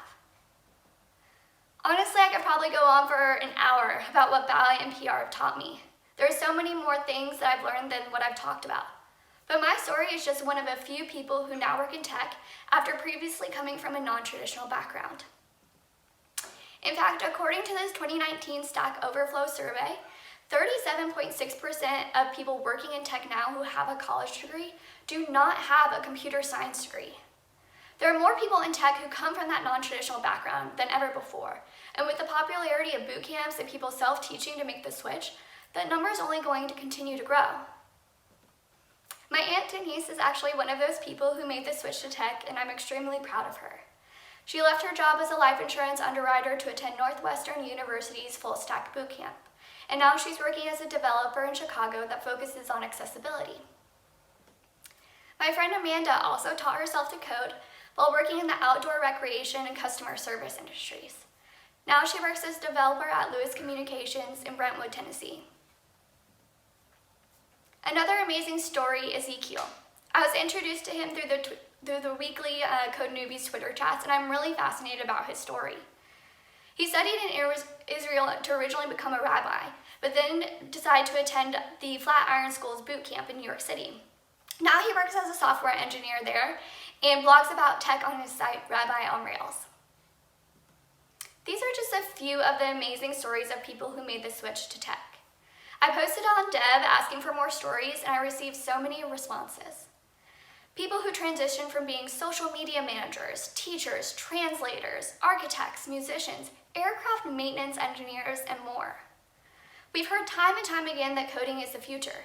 There are so many job opportunities in this field, and that isn't stopping anytime soon. We need more candidates. So why do people have this mentality that someone who doesn't have a computer science degree doesn't belong? By saying that, you're rejecting people like Ezekiel, my Aunt Denise, Amanda, myself, and so many more people who could only add to your team. So what can we do to make our hiring process more inclusive to those who have non-traditional backgrounds? Doing something as simple as removing the requirement of having a computer science degree from your listing will attract even more applicants. There's been numerous times when I haven't applied to a job listing because it had a CS degree requirement. Then during your interviews, assess candidates for their potential. We downplay having strong soft skills in tech, but we shouldn't be. Those soft skills are things like problem solving, initiative to learn, and mentoring others, and those are transferable. Don't put as much emphasis on a candidate's potential. Don't put as much emphasis on a candidate's credentials, but instead take a look at those transferable skills. Your tech stack can always be taught, But those transferable skills are the ones that are tougher to learn, and in my opinion, are what makes a really good candidate become a really great candidate. And if you're on the other end of the spectrum and searching for a job when you don't have a CS degree, take a step back and look at what you've done in the past. Do what I've done in this talk. See where you can pull similarities from your past experiences and use those to your advantage. Weave those things you've learned throughout your interviews to show how much of an asset you can be, and prove that even though you may be new to their team now, that eventually you're going to be their next senior engineer. So, as a former ballerina turned music publicist turned software engineer, if I can find similarities through those 3 very drastic careers, then anybody else can. Those past experiences give me the strength in my career as a developer, and they shouldn't be treated as if they don't. Thank you so much.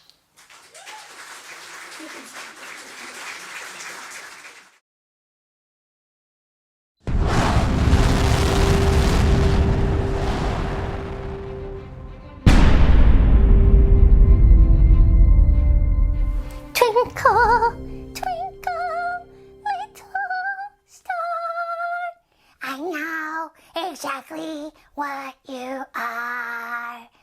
You know what, Green Bear? What, Corny the Unicorn? Stars are for wishing.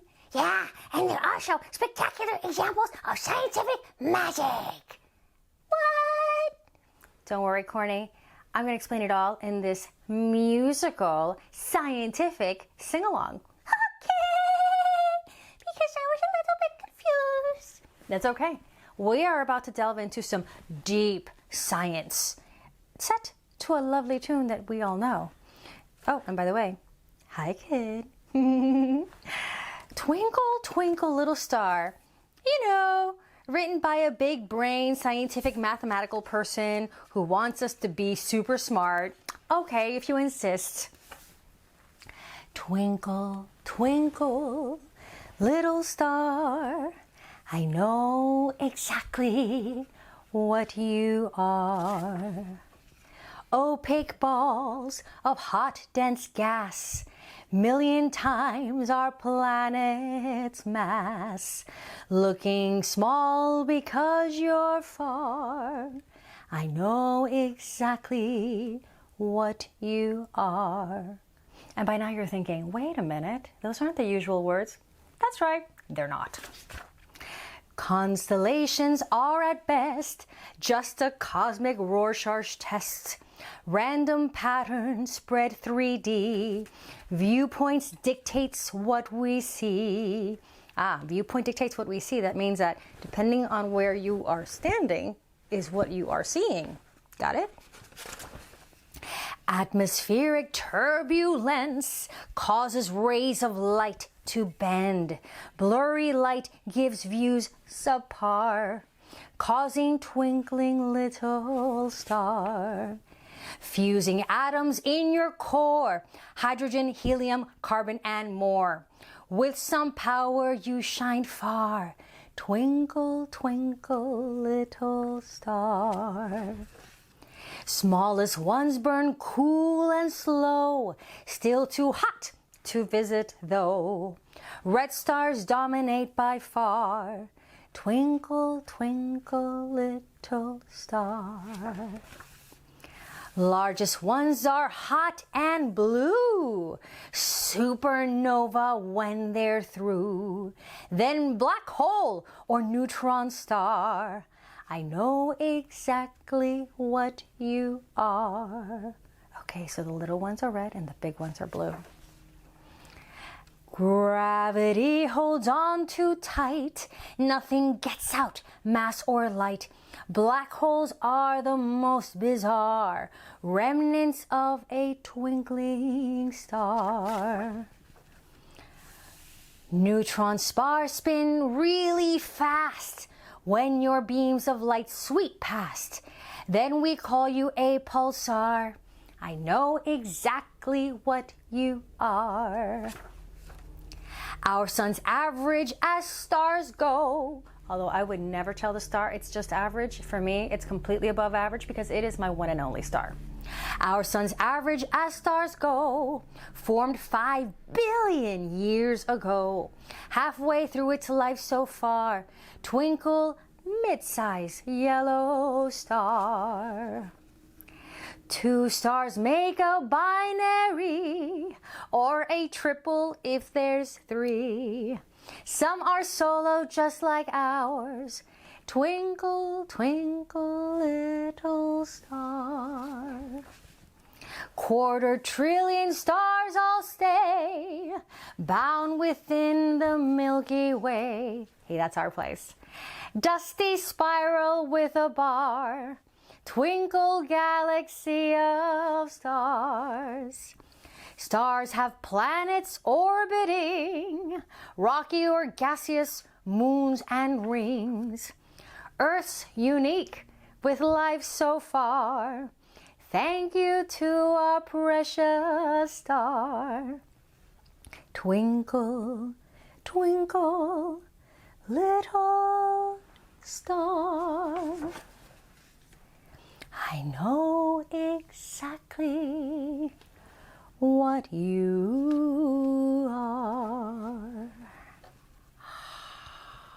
And now we get a lot more about what stars are. Opaque balls of hot, dense gas. Not that kind of gas, Green Bear. Are you sure? Our planet is burpy. I never thought of it that way. I guess maybe we could think of it that way. What is a star? These huge balls of glowing hot gas. Oh, there's the gassy part. Like a balloon, but without the rubber outside holding the gas together. And then we get about the constellations. They're a projection of our view of the stars that surround our sun in space from our unique viewpoint. Again, where you stand determines what you're looking at. So this is a very, and there's more. Atmospheric turbulence. Apparently it's telling us that that is what causes the twinkling. Stars don't really twinkle. What? Apparently it's true. Stars don't really twinkle. What? I know, I thought the same thing. But apparently it's actually the turbulent atmosphere of our Earth, which we must look through to see stars and galaxies and all that causes the twinkling effect. So it's all that stuff between us and the stars that make it look like it's twinkling? Apparently. Oh! I see. We're all learning around here. And it talks about, fusing atoms in your core, just the usual things. Smallest ones burn cool and slow. The largest ones are hot and blue. We saw that. That was kind of interesting. I thought that they're color-coded that way. And then gravity and how it holds on, and then the black hole and how it sucks everything in, and then the neutron stars spin really fast. Okay, so if you are a total science kid, this is a must. It's just a must, because look at all the stuff that it tells you in the back that you can then use to totally impress your science teacher, your math teacher, your friends at parties. Yes, of course, your friends at parties, because everybody's going to want to know all this deep knowledge that you have acquired about the stars, correct? Twinkle, twinkle, little star. I know exactly what you are. I also like the original version. Me too. I think it's awesome to have the 2 versions. One is awesome for sleeping, and for wishing, and then one is to get a big brain like I want to have. Yes, a big brain. See you next time, kid, on Kid Time, Story Time, where we always wish upon a star.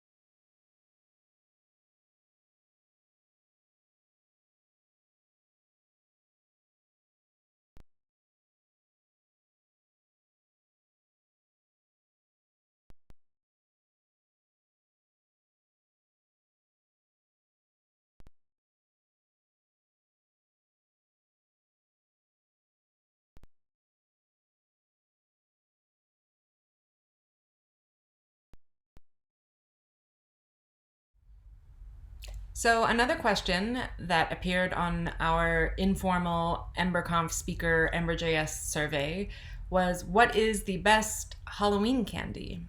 And we got a range of responses for that one, including Pringles. But EmberConf speakers rallied in particular around Reese's and mellow cream pumpkins.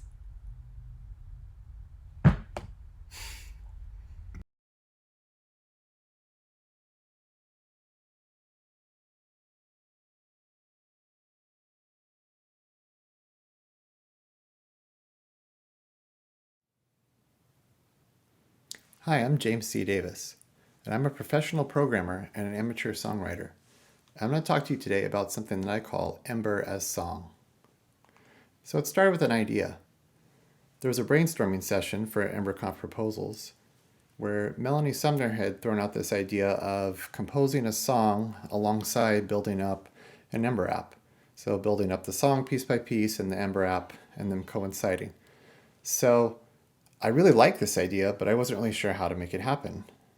So the idea grew. It just sat with me for a while. Like, how best can I compare building an app with composing a song? Can I map the elements of a song to concepts in Ember? I wasn't really sure how to do that and make it work. And then it hit me. I could create an Ember app that is a song. And then this just led to a whole exploration into that. So I've long thought that programming and songwriting were very similar. They're both very creative endeavors. They're both complex, and they share many fundamental concepts like patterns and loops, conditionals, problem solving. It's often when you're creating music, you're trying to figure out how to get things to work together, and bug fixing. Sometimes something's wrong, and you have to figure out how to make it work. So what's in a song? A song is composed of sections. So you have like an intro and verse and a chorus and bridge, and these may repeat and be intermixed with each other. So what are sections composed of? Well, a section has instruments, and the instruments play different parts, and the parts are made up of individual notes. Those notes are organized into measures, and they can be strung together to create musical phrases, so like sentences or paragraphs. So I want to map these concepts to Ember. So here's some of the mappings that I've done. Sections I've mapped into routes, because those are kind of like locations in the song. Instruments I've mapped to services, which I'll demonstrate in a little bit. Parts are components, because that's what makes it up. That's what makes up the song, and that's what makes up the app, is the components. And then notes I've mapped to contextual components, specifically a contextual component within the part, because it needs context. So a section mapped to a route. So it's a location of the song. It's composed of different instruments playing parts together. The same way a route will have a route template where you have different things working together. It's really like the musical equivalent of a page. So an instrument I've mapped to service. And this is because instruments are global. You have instruments that you use all throughout the song, and they maintain state when moving through sections. They keep playing, so if there was a note that was sounding at the end of a section, it'll continue into the next section. Volume, you can control the volume of the instruments, and that's a global control, or effects that are applied on the instrument. So part, I've mapped to component, because a part is made up of notes for one instrument, and it's often a pattern that repeats within a section. And it could also be reused across multiple sections. So you might have a part in one section and use that same part later, the same way you would do a reusable component in Ember. So notes, I've made contextual components because they belong to a part. They need the context. They need to know which instrument that they go with, and they need to know when to play relative to other notes. There's other globals as well, like tempo. Tempo is the speed that the song plays at. There's the master volume, so all the instruments together. There's a volume control that's global. There's also the playing state, such as start, pause, stop, and where we are in the timeline. These could be handled by a single or multiple services, depending on how you want to group them together. So, how do I take this concept of Ember as song into an actual implementation? So I started with the Web Audio API. The Web Audio API is extremely powerful, but it's very low level. I wanted to start with something a little higher for making music. So I found tone.js, and tone.js uses the Web Audio API. It's built on top of it, but it provides primitives for making music, not just sounds, which is basically what the Web Audio API gives you. So I want to create a hello world. So my goal here for hello world was to create one instrument, a piano, let's say, and just play a single note, middle C. So middle C is the white key right in the middle of the piano keyboard. So I created a service, generated a service, called it piano, and I went ahead and added a name so we'd have something human readable.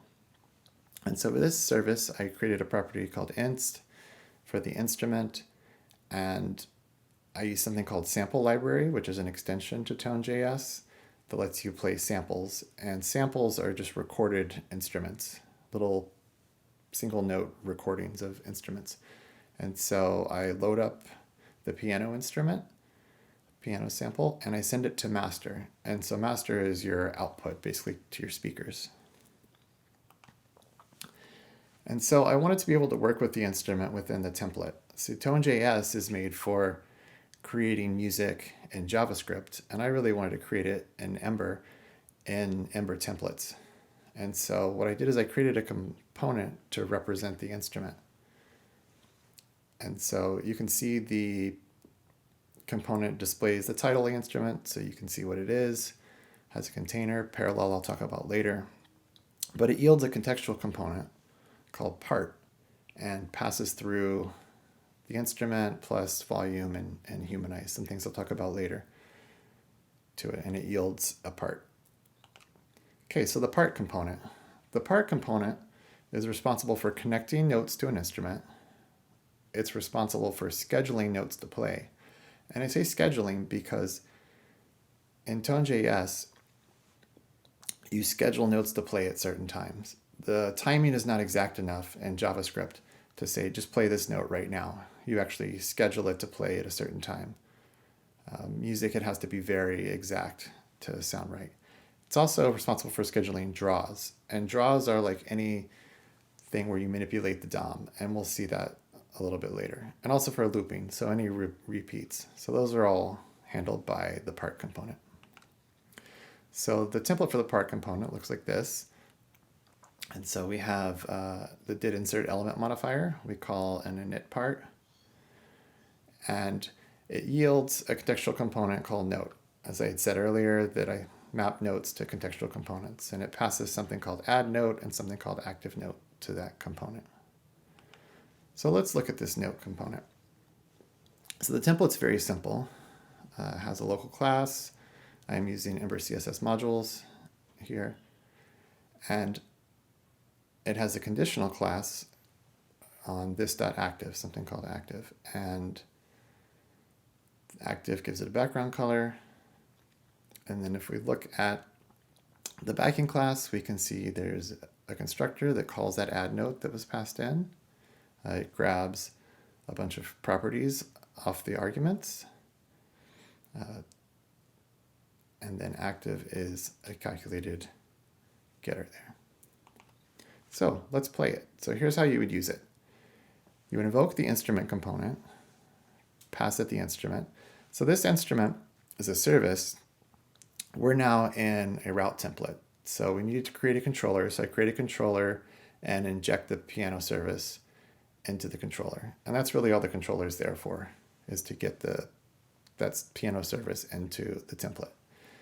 So it yields I with the contextual component part, which yields P with the contextual component note. And here we say pitch equals C4. So C4 is middle C. Tone.js uses, it's a standard way of naming the notes that starts all the way down at C0, goes C, D, E, F, G, A, B, and then C1, because the notes repeat, those 7 notes repeat. So C4 is right in the middle. So let's see what that sounds like.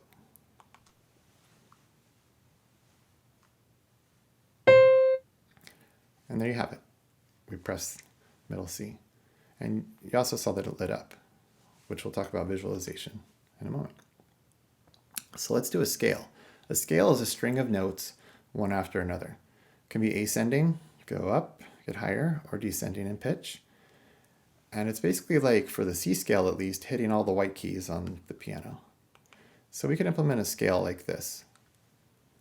So we have our instrument, we pass it a piano. And down here in the part, I've actually divided things up into measures. The measure component there is really just for visual display. It just divides it up visually here and in the output. So you can see I have pitches starting at C4, and I'm ascending up C, D, E, F, G, A, B, and then C5. That's the next octave. Once you wrap back around, that's an octave. And here I've specified the time argument. So time in Tone.js is defined with measures and beats. So standard time,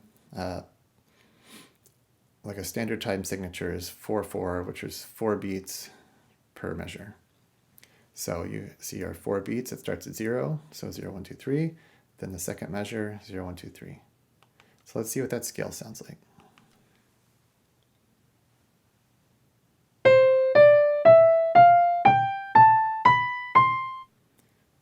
There we go, C scale.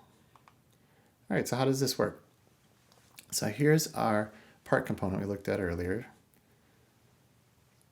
So you can see that it yields this note component. And then here's the backing class for that note component.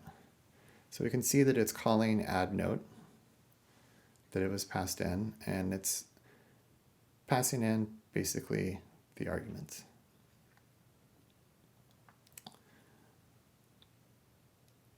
And that's supposed to be args there, where it says this. Anyways, so the part component. So let's take a look at this. We haven't seen this yet. So it defines an empty array of notes, defines this action called add note, takes a note,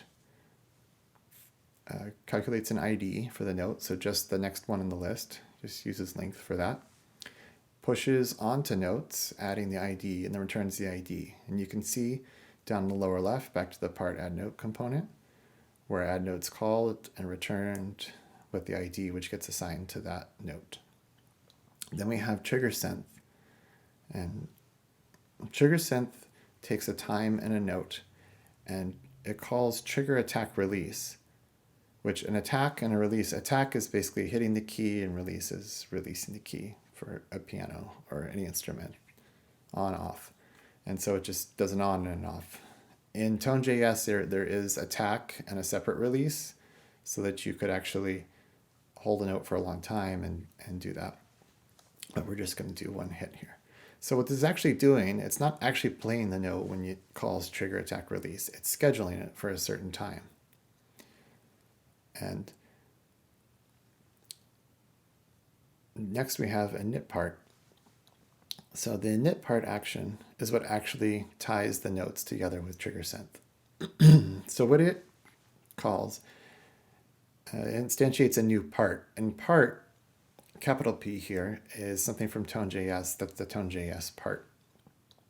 And you pass it a trigger synth, which is a callback, and you pass it an array of notes. And it goes through those array of notes, and it calls trigger synth for each of them, scheduling them all at the appropriate time.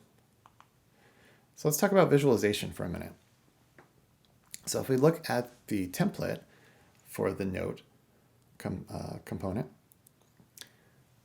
you can see we have this active class, and we have a getter.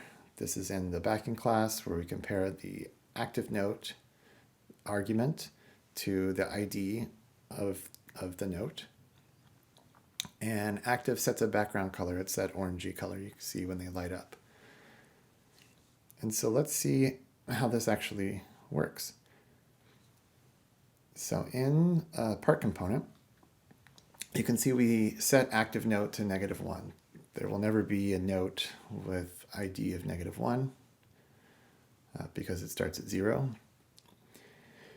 And in trigger synth, we've added a little bit more here. So you see this draw.schedule. So draw.schedule is something that Tone.js gives us to be able to manipulate the DOM at a certain time in sync with the music. This is a little bit tricky because the DOM takes a little bit of time to update. So it actually factors that in to try to get it to line up real nicely.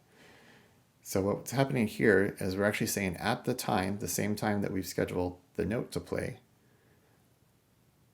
we are setting the active note to the ID of the note that we've scheduled to play at that time. So that will light it up. That will set the active note. It'll match the appropriate note component, set that class to active, and it'll light up orange. But then we want it to turn off when we release.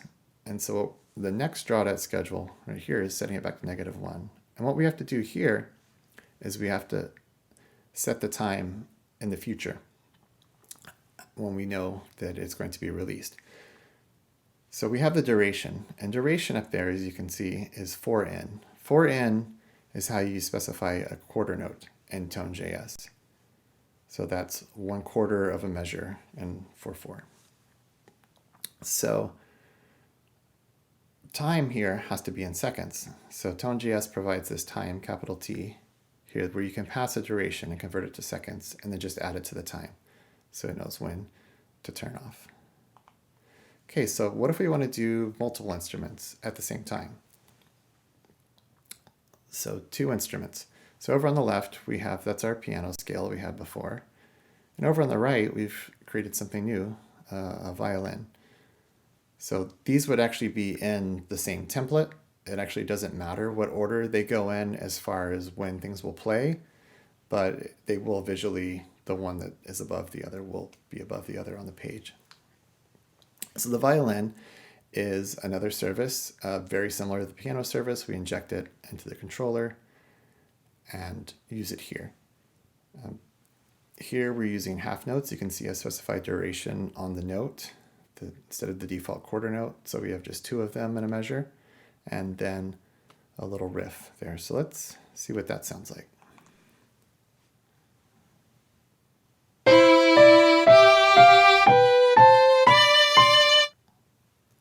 And there you go, piano and violin playing together. Okay, what about multiple parts?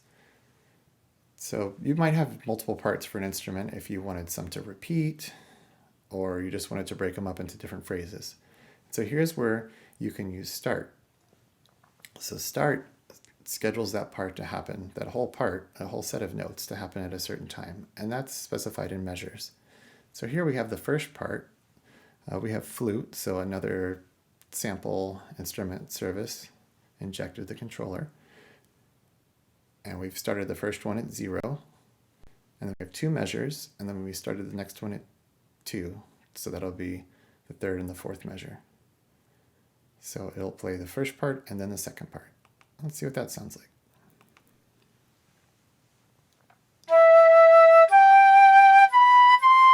First part. And second part. All right, let's talk about loops. So a loop is just a repeat. It said parts are responsible for loops. So to specify a loop, you pass the loop argument and you specify a number of how many times to loop. But you also need to specify loop end. So that's actually how long to go before you loop. There's also a loop start if you don't want to loop all the way back to the beginning, but here we're just going to loop back to the beginning.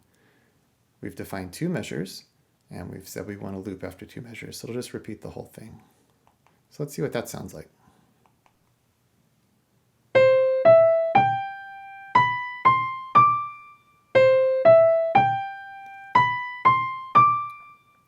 Let's see, it just played through it twice.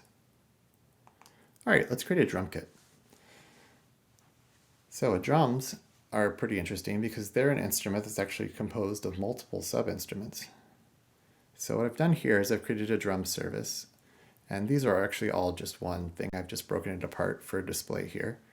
So I give it a name, drum kit, and then instead of creating an inst, I create a kick. So the kick drum is the big one down on the floor, the bass drum. Give it a name, I give it a default pitch, and what default pitch lets me do is define if I don't give it a pitch, just use this pitch. And it's a drum. Drums are tuned. They do have pitch, but here we've just given it a C1, a very low because it's a bass drum, C note. And for the inst, we've created a membrane synth, and this synth comes from Tone.js. And what a synth is, as opposed to a sample, so while samples are recordings of instruments, a synth is actually completely generated by the computer. And you give it all these various parameters. I could do a whole talk on oscillators and envelopes and how that works, and different waveforms and snare. Snare is actually pretty hard to synthesize well, so I'm actually using a sample here, again with the default pitch. And then the hi-hat. And this one's a little more complicated because it uses this pan vol to get some effect. But this kind of demonstrates how you can chain things with Tone.js together. You can create this pan vol effect, send that to master, and then you actually connect your hi-hat synth to that. So you chain things together, chain instruments to effects to a master output. And it's a metal synth, which is just a different kind of synth. So how you use this is invoke instrument, pass it drums, but in the part, you specify the sub-instrument. That'll actually pull off that sub-instrument off of the instrument, because again, the instrument is passed to the contextual part component. And so we do that here, and then we have the snare part. The snare was a little bit loud, so I passed volume to it to turn it down a little bit. And then I've specified half notes here to let the snare ring a little while it sounds better. And finally, down at the bottom, we have the hi-hat. And the hi-hat was very loud, so I turned it down a good bit. Now I'm also passing this thing called humanize. And what humanize is in Tone.js is it introduces a little bit of random variance instead of hitting right exactly on the beat. And that's because humans don't always hit exactly right on the beat. And it turns out computer-generated music can feel sort of sterile sometimes because it's so precise. And so this is changing that up just a little bit. Now I've scheduled the snare to start at 1 and the hi-hat to start at 2, because for this demonstration I just want them to play one after the other. Kick drum. Snare, and hi-hat. Okay, we have a drum kit. So let's loop it. So drum loops. So often in a song you have a riff, like a drum riff, that pattern that plays over and over again in a loop. So the way you do that is you can actually pass the loop argument to the instrument, and it'll pass that down to all the parts. And then we're going to schedule these to all play simultaneously. So the default start is 0, so I haven't specified that here. But what I've done is I've specified some notes to play at various different times. So the kick is going to be on the first beat, the snare is going to be on the third beat, and then the hi-hat's on every beat. And this is actually a very standard rock beat. Let's see what that sounds like.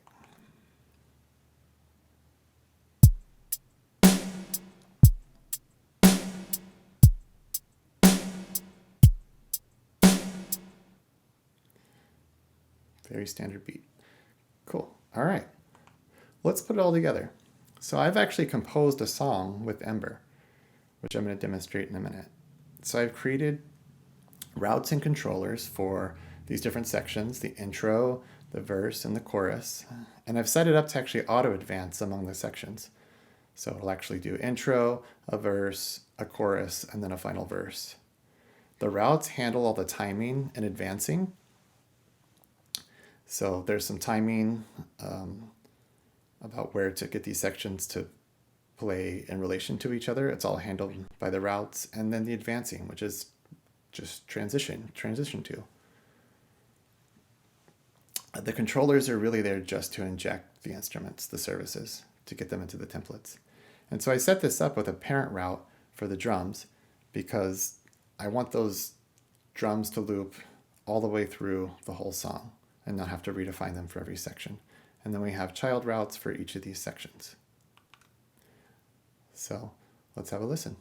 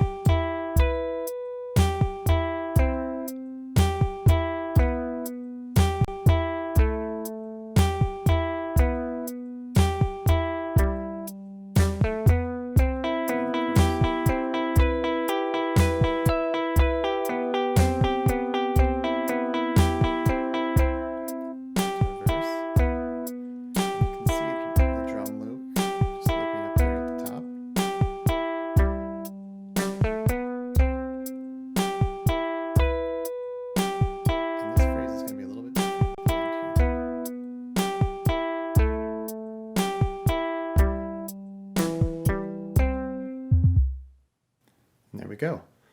There's a song. So, future plans. I want to write more songs. This was actually a lot of fun. Once I got things set up and going, it was fun to build that too. It was really fun to work with. I really want to turn this into an add-on and put it out in the community. I think it would be great for other people to be able to play with this. I want to continue to add features. There's a lot more we could do and a lot more stuff I could get into the template and make it usable. And I want to try collaboratively writing songs using GitHub. I think that would be pretty cool. It's probably been done before, I'm sure, but I think this would be a neat way to do it.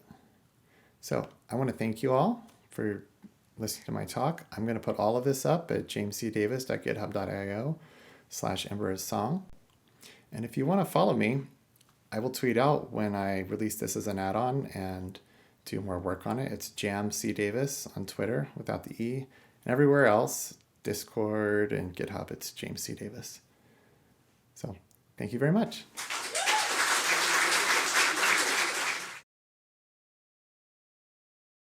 Hi, I'm Christoph Taylor, a senior engineer at Nurex. We're an Ember shop with a focus on sensitive medicine. We're most well known for selling birth control, STI testing, PrEP, and other sexual health services. We're currently rolling out a COVID-19 testing service. With such sensitive and important information that our software is dealing with, testing is very important to us. We've got a stack with Ember on the front end and Node on our back end. In service of our monolingual stack, we've decided to blaze a new trail and integrate the powerful Jest Expect library into our Mocha test runner and unify our front and back end testing. Jest's testing framework has been gaining traction in the wider JavaScript world at a phenomenal pace. It provides some very powerful and deep partial object matching features that make testing complex JSON API data structures a breeze and straightforward to test. Jest object matching syntax allows you to test for the general look and feel of an object without having to be exact in the ways that are irrelevant to the test at hand. Chai can achieve similar functionality with its extensive modifiers, but you lose the familiarity of the underlying object structure. QUnit, meanwhile, is lacking in those convenience helpers to test for complex data relations. Jest's Expect library is a standalone assertion library that can be dropped into many test ecosystems and is easily extensible to add your own assertion helpers. As far as I know, we're the first ones to go all in and integrate Jest's library into our Ember stack. If that sounds interesting to you, feel free to reach out to us to learn more about how we managed our integration. Thank you.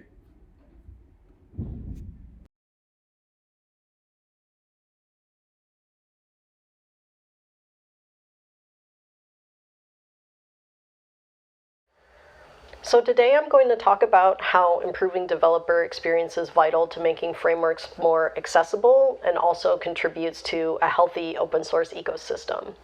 Good developer experience helps bring engineers together from all levels toward the common goal of learning. And my hope is by the end of this talk, you'll be inspired to work on developer experience features, or at least think about and appreciate the ones that you consume. So I don't have a traditional CS background. My training is actually in journalism, and that's really shaped how I tackle and solve problems in the software engineering space. I actually started my career out in Alaska at a public radio station where I was a journalist and also a web administrator. So I was writing stories about shucking oysters and gardening while also making sure that the website didn't go down, and that's how I learned how to code. And because of my past, one helpful system I use is the classic who, what, when, where, and why thought process, which I'm going to use in this talk to describe developer experience. So who am I? Why am I talking to you about this? I'm a UI engineer on the economic graph team. One thing that my team does is release a quarterly workforce report that shows trends in the US labor market. And this research is used by policymakers, by academics, by journalists. So I feel like I've really kept a tie back to my original training by working on this team. And like I said previously, I started out as a journalist. I really didn't have that much experience starting off on the job at LinkedIn 3 years ago.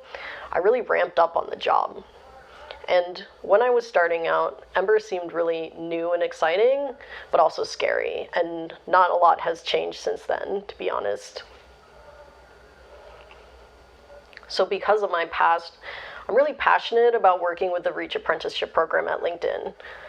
And this program helps engineers from non-traditional backgrounds start full-time software engineering roles.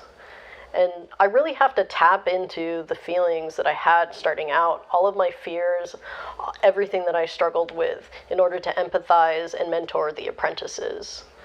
And also now I have a lot of experience seeing people from very different backgrounds go into the industry and how they learn and how they process concepts. And this has really inspired me to work on developer experience. So my main focus is on Ember Data and the related add-ons, particularly M3, which is an alternative to DS model. And when I started learning Ember, that was the area that I found to be the most intimidating, but also incredibly interesting. I distinctly remember when I had to hook up my first API endpoint at LinkedIn. I was actually pair programming with someone on my team because I was really stuck. And honestly, I was actually on the verge of tears because I was really feeling like I didn't understand how anything worked. I was really struggling. I kind of had this feeling in the back of my mind that LinkedIn had made a mistake by hiring me. It was one of those really terrifying moments early on in my career. But I was able to push through it. I got a lot of help from really supportive people. And I felt like this incredible joy when I actually got everything to work. And I realized that I was actually learning one of the most powerful aspects of the framework. And that was incredibly exciting to me. And so that experience really motivated me to learn Ember Data deeper because I wanted to make it easier for me to understand what was going on and also for other people to understand what was going on. And one of the more recent features I was responsible for was for adding support for M3 models in Ember Inspector. And this was actually just basically solving a pain point that I personally had. So what is developer experience? Developer experience is how engineers interact with your framework. It's really at the boundary between people and code. This can include documentation, which is the entry point for most developers and probably the first impression that they'll make of your project. If I go to a repo and it has a missing, outdated, or blank README, I really hesitate to use the project. This also includes debugging tools, which engineers really appreciate, and they definitely remember if they're frustrating. This can also include framework ergonomics, and developers may not be consciously aware of good ergonomics, but they definitely know if a framework has clunky or difficult syntax. So unfortunately, developer experience is often not prioritized. And I believe one of the reasons why is because it involves people. And people metrics are notoriously hard to measure. It's a lot easier to say that you reduced the build size by X amount or sped up the website by X milliseconds. It's a lot harder to say that you made developers work X times faster with your feature. And just to be clear, though developer experience is important, it should not come at the expense of user experience. Ideally, it should be a symbiotic relationship. So I actually ran into this problem myself on a feature that I'm currently working on, the concept of people metrics. So I'm trying to add a button in the data pane to output the store into the console. And this is actually a feature that I wish existed when I started out, because I didn't know that you could grab the store off the container pane. I didn't even know what a container was. I wasted so much time putting breakpoints into my code to try to grab the store. It was very frustrating. But I didn't want to build a feature that I just only found useful. So what I did is I actually talked to a lot of developers from all different levels. I heard about their pain points with Ember data. I also pitched my idea to see if they actually would find it useful. And that enabled me to gain a little bit of consensus and traction so that I felt confident that what I was working on was actually something that people wanted and that they would use. And I'll be making a PR for that soon, so keep an eye out for that. So why is DX important? If a framework has great DX, it's a lot easier for people to adopt it, to contribute to it, to answer questions, open issues, etc. And this really encourages diversity and a healthy open source ecosystem. If the framework is a delight to use, it really makes for happier engineers. If a framework doesn't have good DX, that really limits the type and number of people who can adopt it, contribute to the project, etc. This really can create conformity in the types of people that use it and the problems being solved. And also, if only a small number of people understand it, when developers are building out applications, there's a greater risk of bugs being introduced into the code and framework misuse. If the beginner can only understand what is happening by looking at the source code, that is a failure of the framework. And they'll probably go and find something else that's a lot easier to use. They don't have to use what you built. And luckily, I'm not the only one who thinks that this is a problem.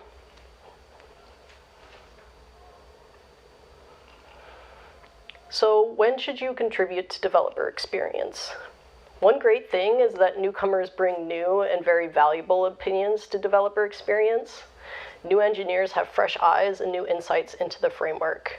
They know what's hard starting off.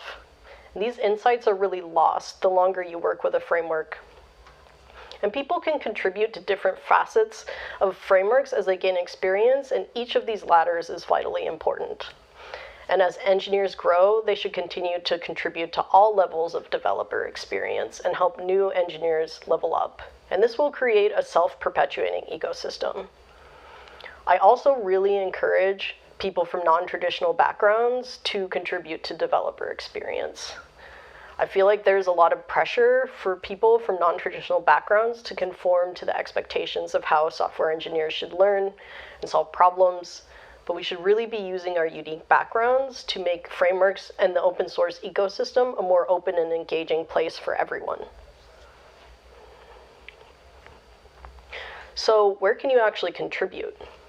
One suggestion I have is to work on features or missing documentation that bother you or hinder you in your day-to-day work. This will help motivate you to contribute, and you'll also directly benefit from it. And a lot of small one-line changes exist. I personally have a huge pet peeve when it comes to dead links. Whenever I see a dead link in the code, I'll make a pull request into the repo to fix it, and this ensures the next person will have access to the information. And I've done this for Ember Data, for the Octane guides, for Mirage, so on and so forth. And usually this PR gets merged within days, and it really helps build relationships with the maintainers at the very least, and kind of get you ramped up onto the framework. You can also add examples of how to use add-ons. So if you start consuming an add-on and you kind of struggle with a bit to figure out how to get it to work, you can create a pull request in the README with an example. And I've also done this with Ember Sign-On Queue Unit because, like a lot of people, I actually spend a lot of time figuring out how to test my code in addition to writing my application code. And as you work on the framework more, you can add comments into the source code. You can work on developer tools like Ember Inspector. There are just so many areas out there that are just waiting. And maintainers really appreciate you making these fixes, even if they seem trivial, because honestly, a lot of times they don't have time to take care of these themselves. So hopefully now you understand why I'm so passionate about developer experience and how important it is. DX is a great opportunity to help you learn more about the framework and also to help others learn. And if you're inspired to work on developer experience tools, I'm more than happy to talk to you about them. Just let me know. So, thank you.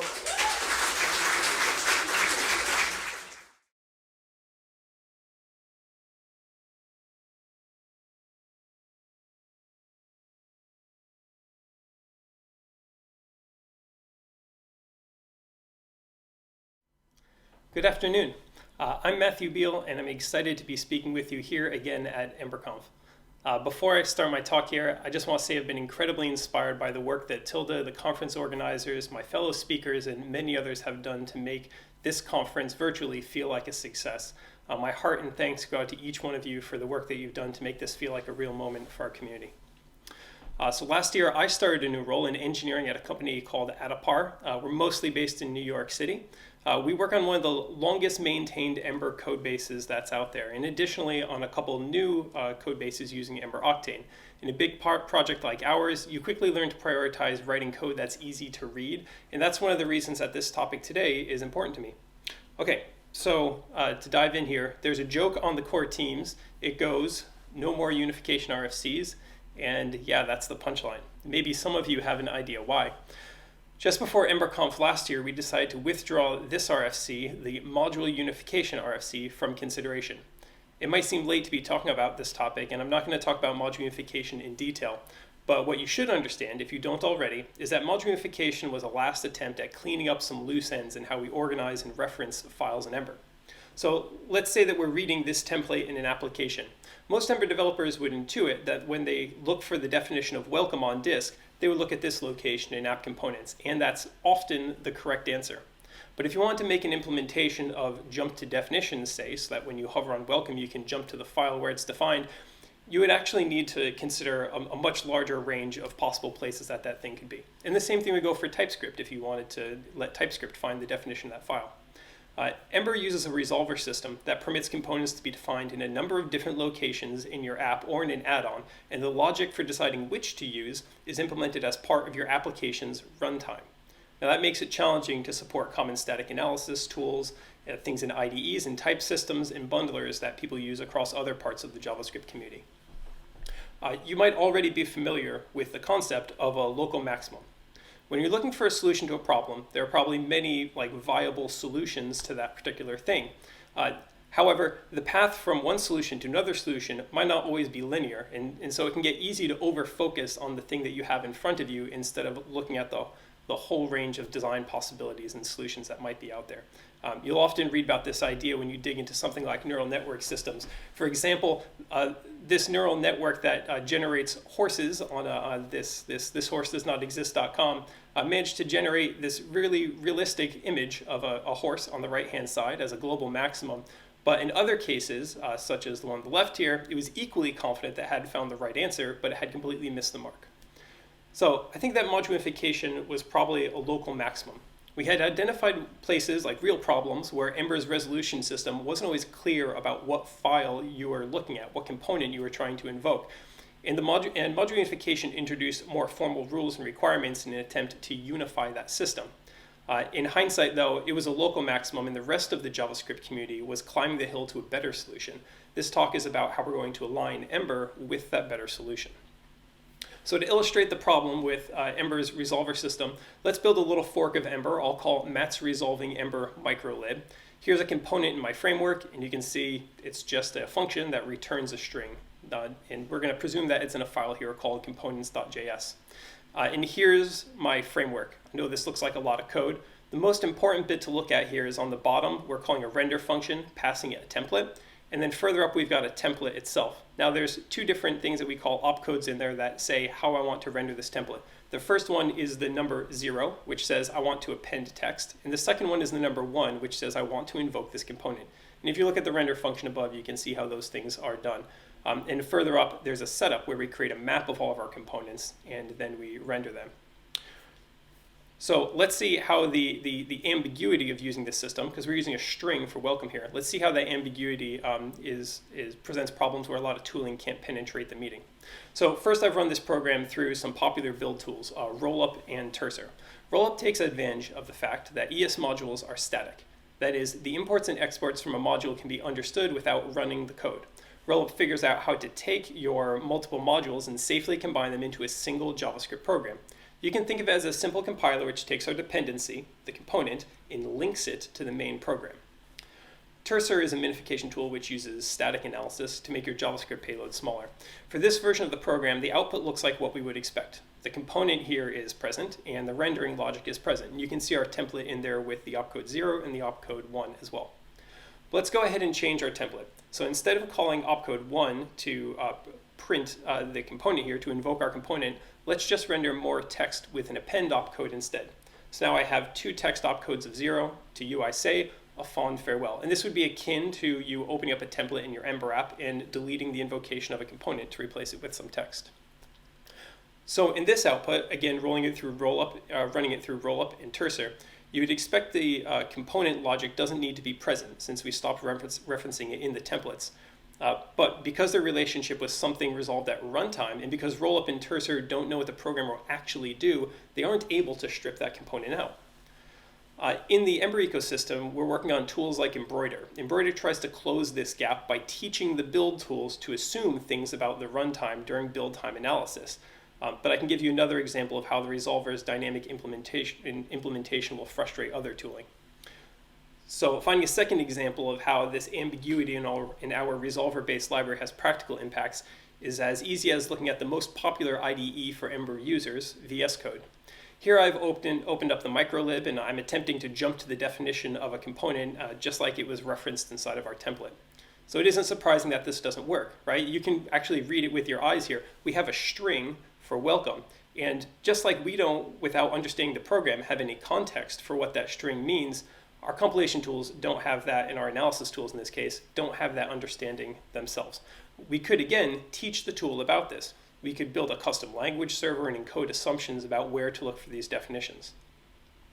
So the first draft of my microlib used dynamic resolution to look up components. The application boots, the available components are put in a map, and then templates reference them by strings. In order for our eyes to know where to find a definition and for our tooling to know, we need to teach the systems what those rules for resolution are. And I think that teaching also comes across for us as individual developers. When I asked you to look at this template and tell me where the welcome component is defined, you could probably give me a pretty reasonable answer. But that's because you've internalized the rules of the resolution system. In contrast to that, in a static system, one based on ECMAScript modules, we're always going to be able to be explicit about where a definition comes from. You don't need to teach any tooling or people those rules. So let's build a second draft of the microlib, this time a static version. So in this version of the template, I've referenced the welcome component directly. Down in our template, we have our opcode 0 with our string to append. We have our opcode 1 with the actual argument of welcome, which is the thing that's imported from the top. There's no setup, there's no list of components, there's no resolver here. Furthermore, if you want to see where the welcome component comes from, you can read this really easily, right? You just look at where it's imported from. So now that the template contains a direct reference to the component, we don't need to teach the tooling about any ambiguous cases. So jump to definition just works in a template the way that it would work in most JavaScript code. And here we've got that running. And when the bundlers process this, again through rollup in Terser, the implementation of the component is actually lifted directly into the template itself. So we can see our opcode 0 to UISay, and then our opcode 1 with the actual component itself inlined into the template.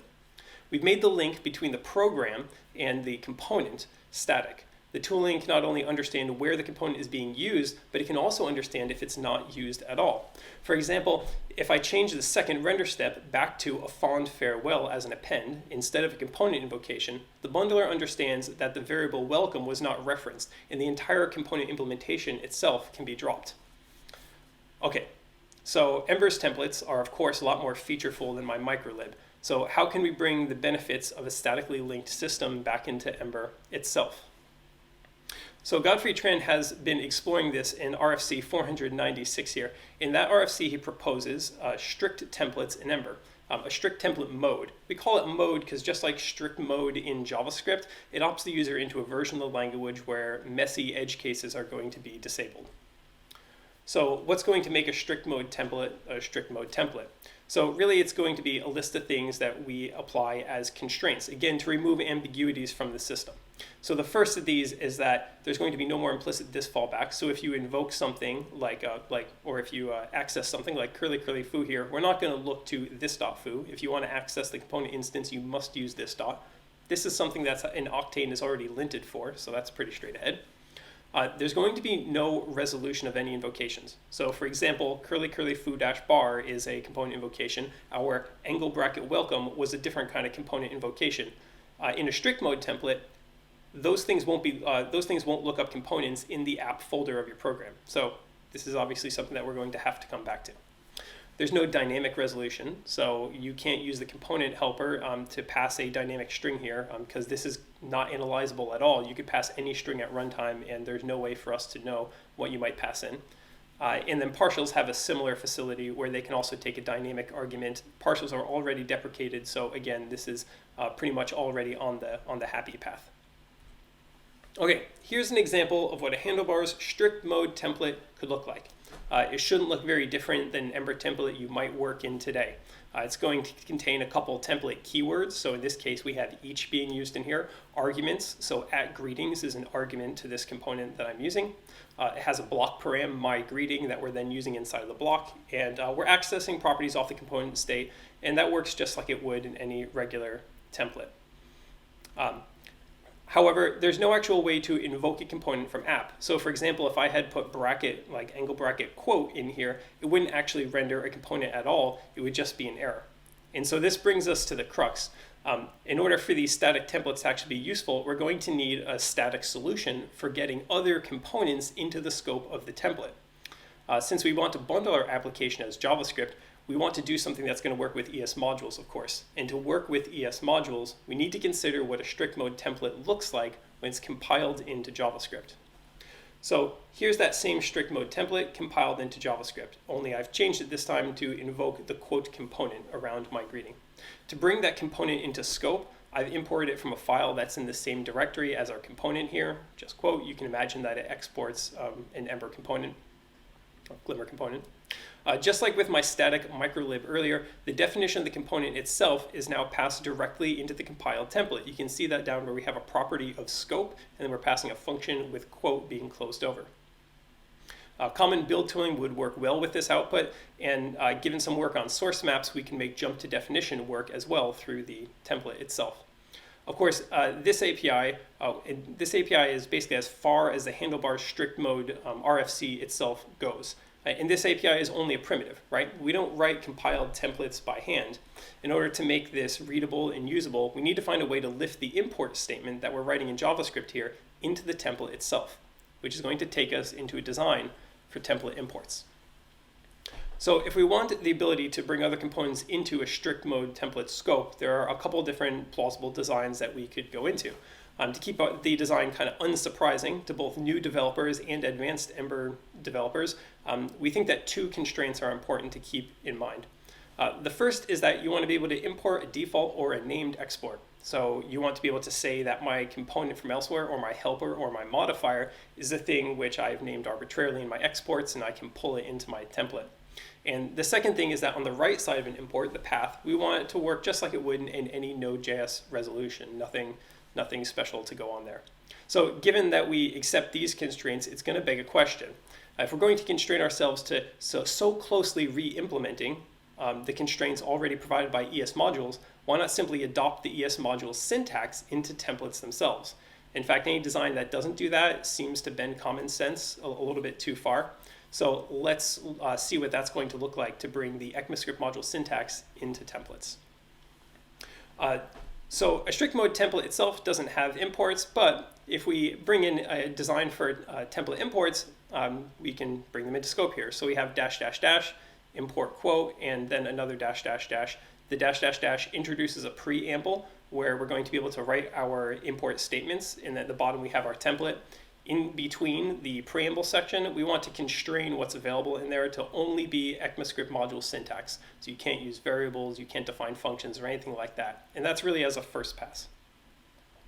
Imports can of course come from any path because we want the thing on the right side of an import statement to work just like it does in normal JavaScript. So here we're importing quote, which would be a file that's in our local application. We're also importing titleize, which is a helper that the Ember framework itself is providing. And then we're importing animated each from an add-on. Imports are going to open up new organization options for your app. If you have a naturally grouped set of components, you can group them on disk wherever it's going to seem appropriate.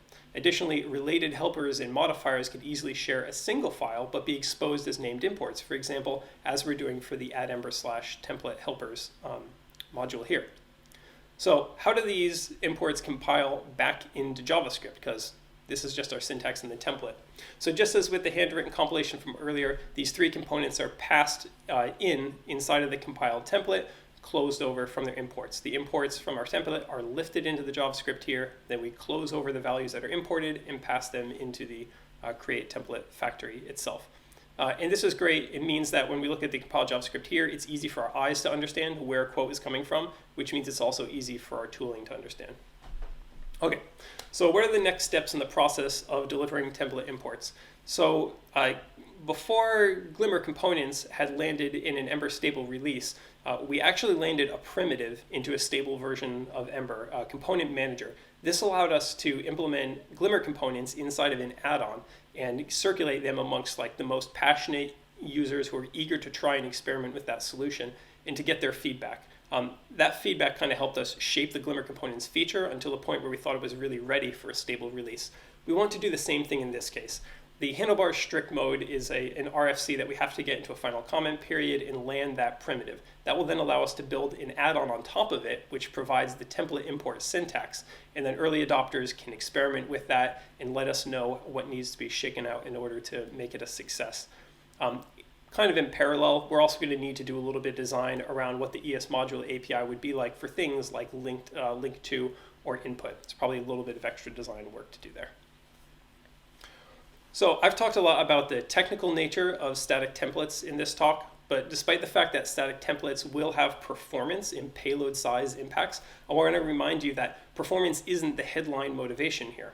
Static templates with ES imports make it a template simple to understand for our eyes as well.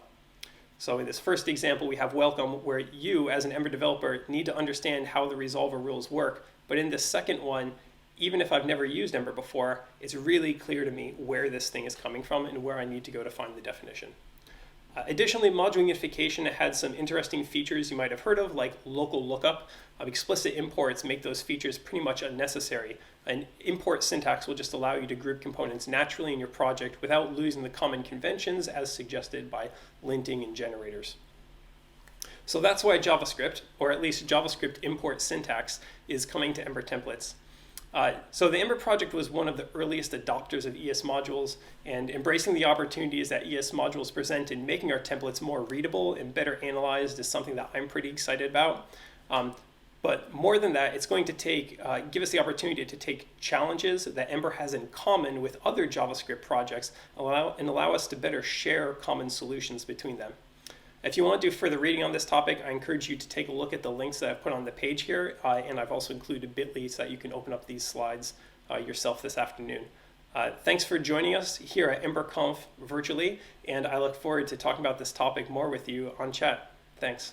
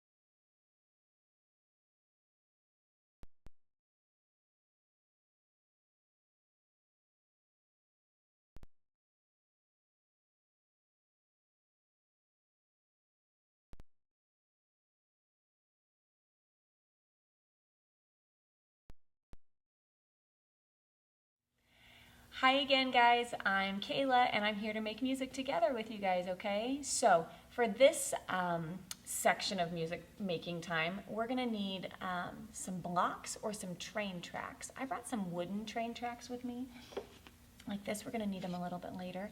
And your stuffed animals again, okay? Also,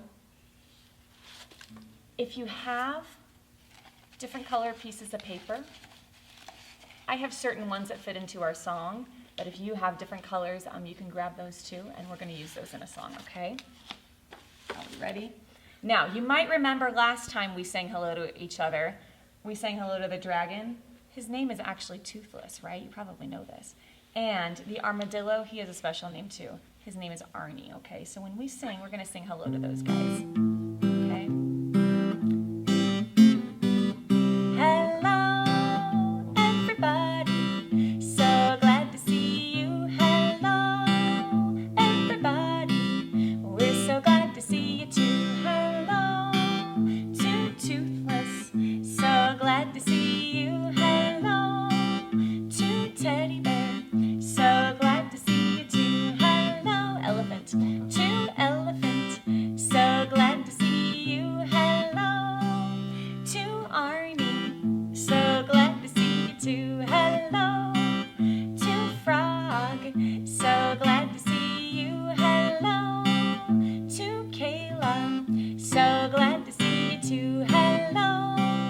All the kids, so glad to see you. Hello to all the grown-ups, so glad to see you too. Hello, everybody, so glad to see you. Hello, everybody, we're so glad to see you.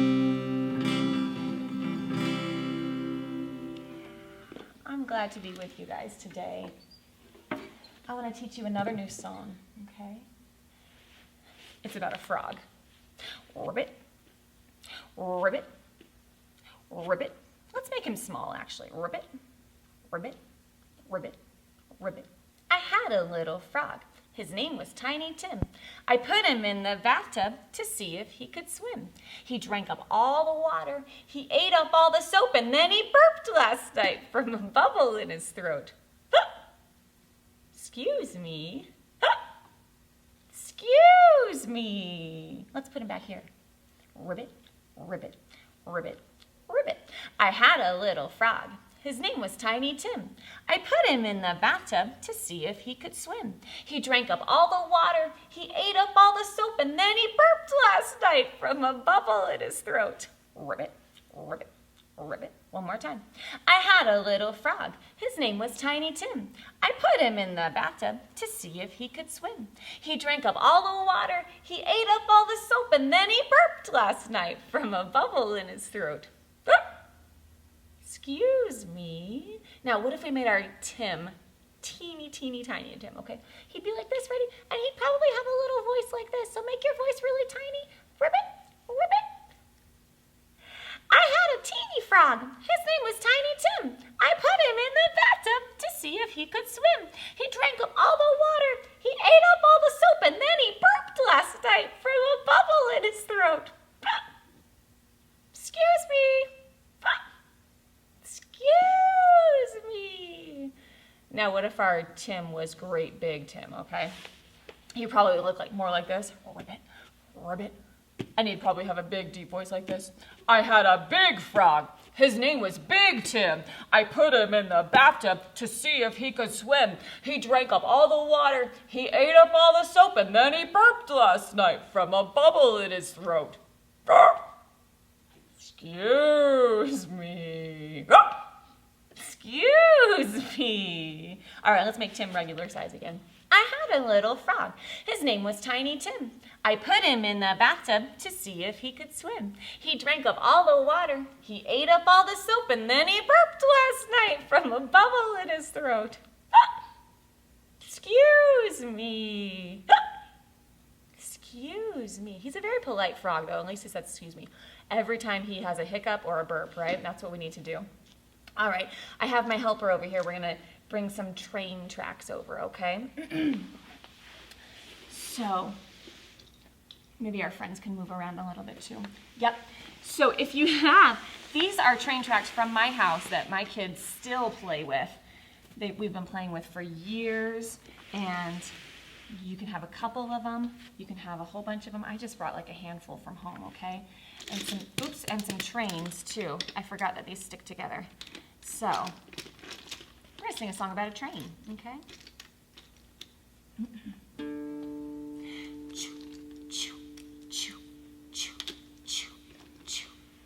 Here we go. This train is bound for glory. This train is bound for glory. This train is bound for glory. Children, get on board. This train is bound for glory. This train is bound for glory. This train is bound for glory. Children, get on board.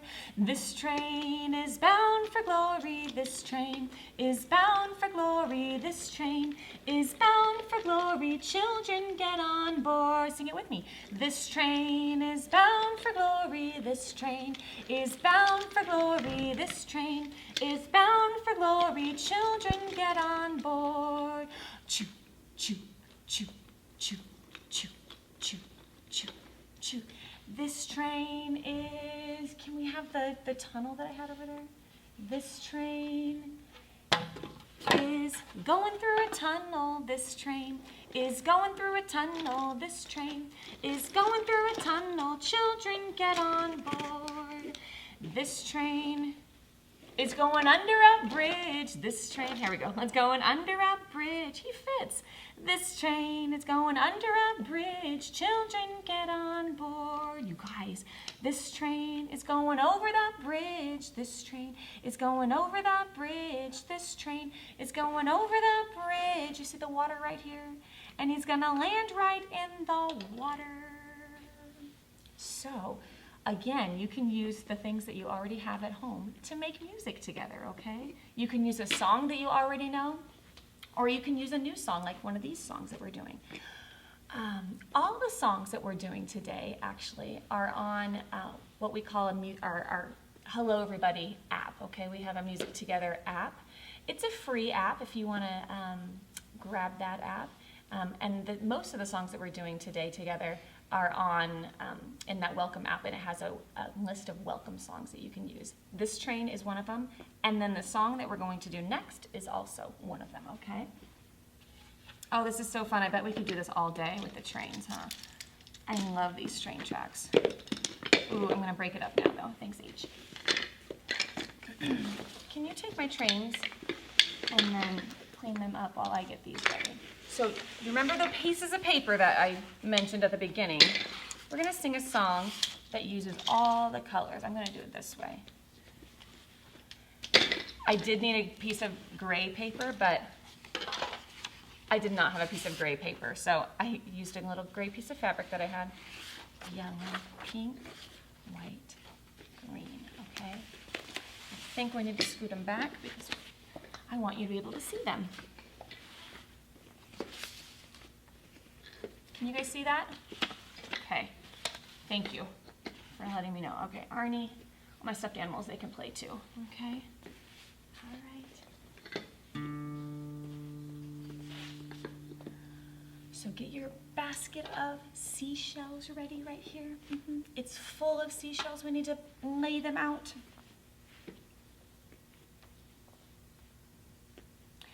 She sells seashells by the seashore. She sells seashells by the seashore. She sells seashells by the seashore. She sells seashells by the seashore. Brown and gray and blue, yellow, pink, white, green. Brown and gray and blue, yellow, pink, white, green. Birds in the sky singing songs, flying high, wild. Get your basket back. She sells seashells by the seashore. She sells seashells by the seashore. Let's point out those colors again. Brown and gray and blue, yellow, pink, white, green. Brown and gray and blue, yellow, pink, white, green. Birds in the sky singing songs, flying high, wild. Now let's pick up all of our shells and put them back in. She sells seashells by the seashore. Get them all. She sells seashells by the seashore. Almost there. She sells seashells by the seashore. She sells seashells by the seashore. Now you could do this song with just imaginative play, right? With your seashells in your basket. Or you can make it all about the colors too, okay? Like I said, you can use whatever colors you want, or you could use these colors that are already in the song and just mix them up. So what if I were to mix them up and then sing about them, okay? Let's see. We'll try it. Pink and yellow, gray, green and blue, white, brown. Pink and yellow, gray, green, blue, white, brown. It's a brain exercise, huh? So try that at home too, okay? Now, last thing I want to tell you about is my kazoo that I made at home, okay? You can make one too. You just need a like a paper towel roll, empty paper towel roll or toilet paper roll. I put some wax paper over the top of this and sealed it with a rubber band, okay? You can even decorate yours with marker, with paper, with stickers, okay? And you can have your own instrument.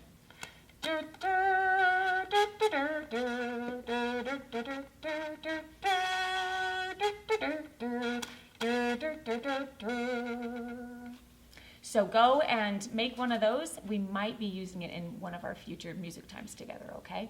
All right, for now, I will say goodbye and I'll see you later.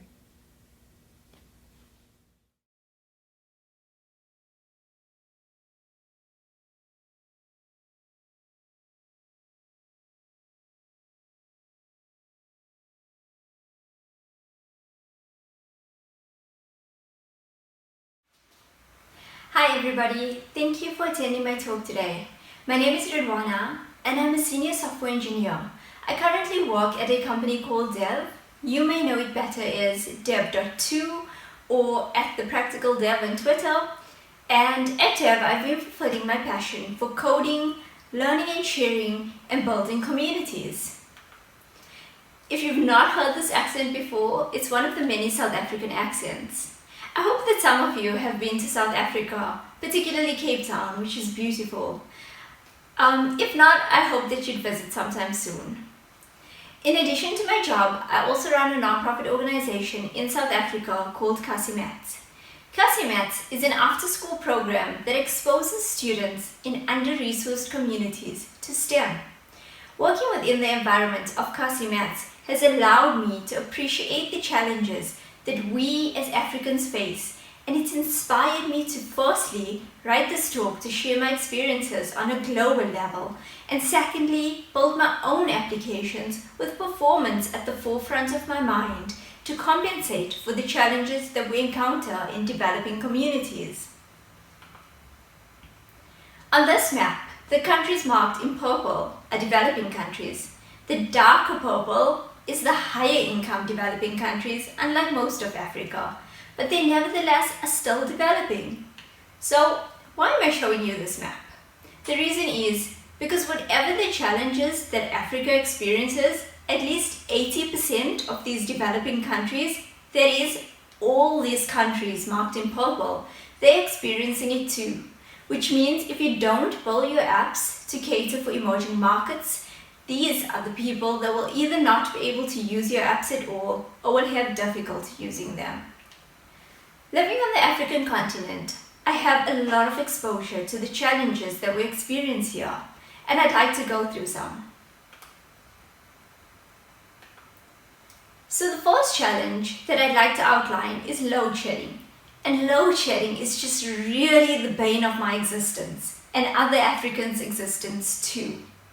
For those who do not know what load shedding is, it's the deliberate shutdown of electrical power in part or parts of a power distributed system, generally to prevent the failure of the entire system when the demand strains the capacity of the system. I think they call it rolling blackouts in the US. But it's a little bit more impactful here. The implications of these is that there is no power for a minimum of 4 hours in South Africa on most days, rotating around the different parts of the city. This is a graph on the slide showing the plant breakdown of energy over the 2 months. It is absolutely insane to think that our plants break down as much. In other African countries like Zimbabwe and Zambia, as you can see from these tweets, the power has turned off unexpectedly for like around 12 hours at the time. As a result of having no power, we tend to have faint to no cell phone reception because the cell phone towers are being overused and are unable to handle this increased capacity during these periods. No cell phone reception means no 2G, 3G or 4G. Thus, without internet access, we are unable to use full functionality of applications. Another challenge that a large portion of Africans face is that we have very basic digital literacy, and this is probably due to the reasons that a lot of public schools have no computer labs and students don't have access to computers at home either. Hence, complex and unintuitive interfaces prove to be a hurdle. Data costs in South Africa are also extremely high, and they're also high in other parts of Africa. South Africa on this chart fits between China and Canada with about $10 per gig. You may say this is not too different compared to the US. However, $10 is not proportional to the earnings of South Africans who earn at least less than 50% as compared to employees in the US or Canada. While smartphones are common in Europe and Northern America, Sub-Saharan Africa lag in ownership. In South Africa, around 51% of people own a smartphone. However, this is below the median of 59%, whilst countries like Ghana, Nigeria, Kenya, and Tanzania are even lower. There is still a huge population of Africa that uses feature phones, which is more affordable than smartphones because they sell between $20 to $25. Being low cost, feature phones tend to have slower CPUs, low RAM, lower storage, older OS versions, and some of these devices can even be restricted to just 2G or maximum of 3G networks. Many contain outdated browsers and they often don't even have touchscreens. Instead, they have a keypad or D-pad for navigation. At Casimats, where most of the students have either no or low-end devices, they go to tech hubs in the community where their desktop computers and internet is provided. However, there is a time limit for the utilization of these computers. The internet penetration rates are between 75% globally, and in South Africa, it's about just 59%, whilst other African countries like, again, Ghana, Kenya and Tanzania are below 40%. The infrastructure is lacking in under-resourced communities in South Africa and other parts of Africa. Hence, very few have constant internet access. Instead, most people end up using 2G or 3G networks where they are able, but sometimes there's no connection at all. If we look at the statistics for the top apps that are downloaded in Africa on something like the Google Play Store, you will see that light versions of applications, when available, always end up being at the top of these statistics. We need to optimize for fast loading performance relative to devices. This means optimizing for CPU, memory, battery, and bandwidth usage. Before diving into some of these techniques to optimize performance, let's go over some important metrics typically used to measure performance of web applications or sites. These metrics can be measured at different phases of the loading cycle. So the first one is the first paint. The first paint marks the point immediately after navigation when the browser renders some pixels to the screen. Depending on the structure of the page, this could be displaying the background color, or it could be the entire page being rendered. It simply depends on how the app was structured and how intentful they were about performance. We want to optimize most of the page being rendered. The first contentful paint is the point when the browser renders the first bit of content from the DOM, which must be text, an image, or just any element. For site visitors, this time signifies when actual content has been loaded on the page and it wasn't just like any change. The first meaningful paint measures when the page appears meaningfully complete. The first CPU idle marks the first time at which the page's main thread is quiet enough to handle input. And the time to interactive measures when a user can consistently interact, which means touch or click, with all the page elements. So in the subsequent sections, I will be providing a high-level overview of some techniques that we can use to optimize for performance within emerging markets. They will include, firstly, reducing the bundle size, secondly, server-side or static rendering, the implementation of service workers, and number 4, just some other smaller tips. In each of these sections, we will reference the metric that we are optimizing for, and we will also give examples within the context of Ember where applicable. So let's dive right in. In modern times, most of our web applications are heavily reliant on JavaScript, and we ship so much JavaScript to users that it has become one of the most expensive resources on the web. We bloat our applications without thinking of the cost implication on both the hardware and the network of a user's device. The consequences of loading too much JavaScript on feature phones or low-end smartphones in emerging markets are substantial. On such devices, the JavaScript can end up blocking the main thread for a significant amount of time, thus increasing the time to interact with the application. In addition, the parsing of the extra JavaScript can result in a breakdown of that thread, causing applications to sometimes just run out of memory or hang or crash. This leaves the user with a feeling of extreme frustration, where he or she ends up clicking around the interface without seeing any effect.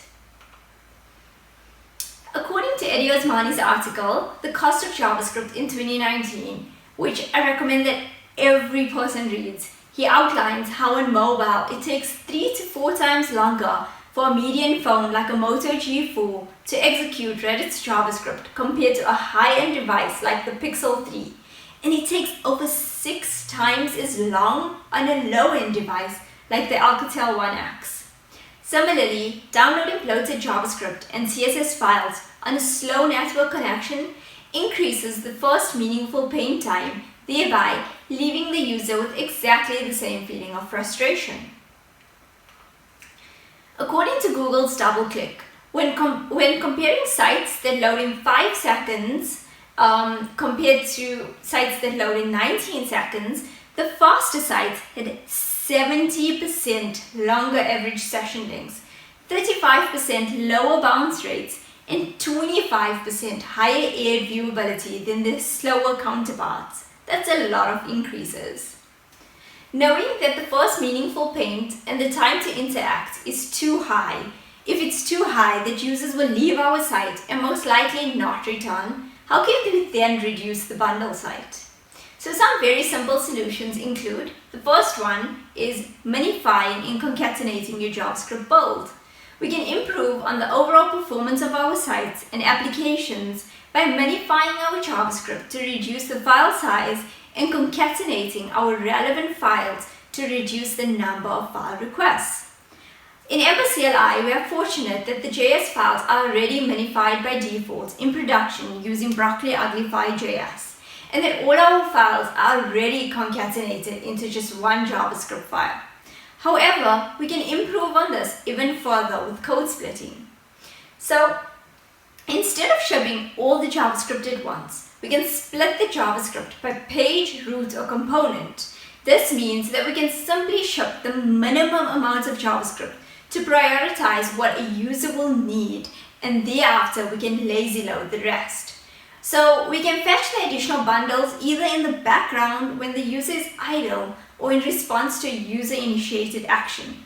Whilst we haven't reduced the overall amount of code in apps, we have avoided loading code that the user may not use and reduce the amount of code needed during the initial load.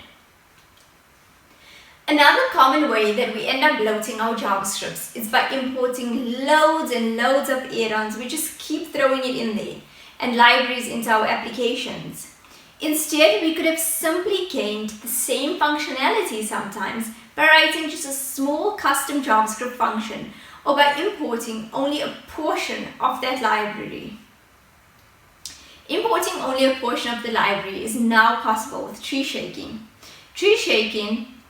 With tree shaking, we can take advantage of static import statements to pull in only the specific and relevant parts of ES6 modules, hence eliminating dead code. It's possible to utilize code splitting and tree shaking from the Embroider v2 package. For those that don't know, Embroider is a modern, fully featured build system that works in tandem with EmberCLI. It also newly embraces the ACMA standard for importing ES6 modules, which makes tree shaking achievable. However, it is important to note that Embroider is currently in beta, and there are some risks to be aware of it using it in production. You can read more about Embroider on their status on their status page. You can't improve if you don't measure. So some of the tools that we can use to audit our site include the Google Chrome's Lighthouse tool for performance audits. There are 3 audits that will be useful to look at whilst reducing our bundle size, and they are very aptly named. So the first one is JavaScript boot time is high audit, and that reveals how much CPU time each script on the page will consume, along with its URL. Then the unused JavaScript audit, which reveals the JavaScript downloaded by the current page, but it shows the JavaScript that is never used. The minified JavaScript audit, which will compile a list of unminified resources that it finds on the current page.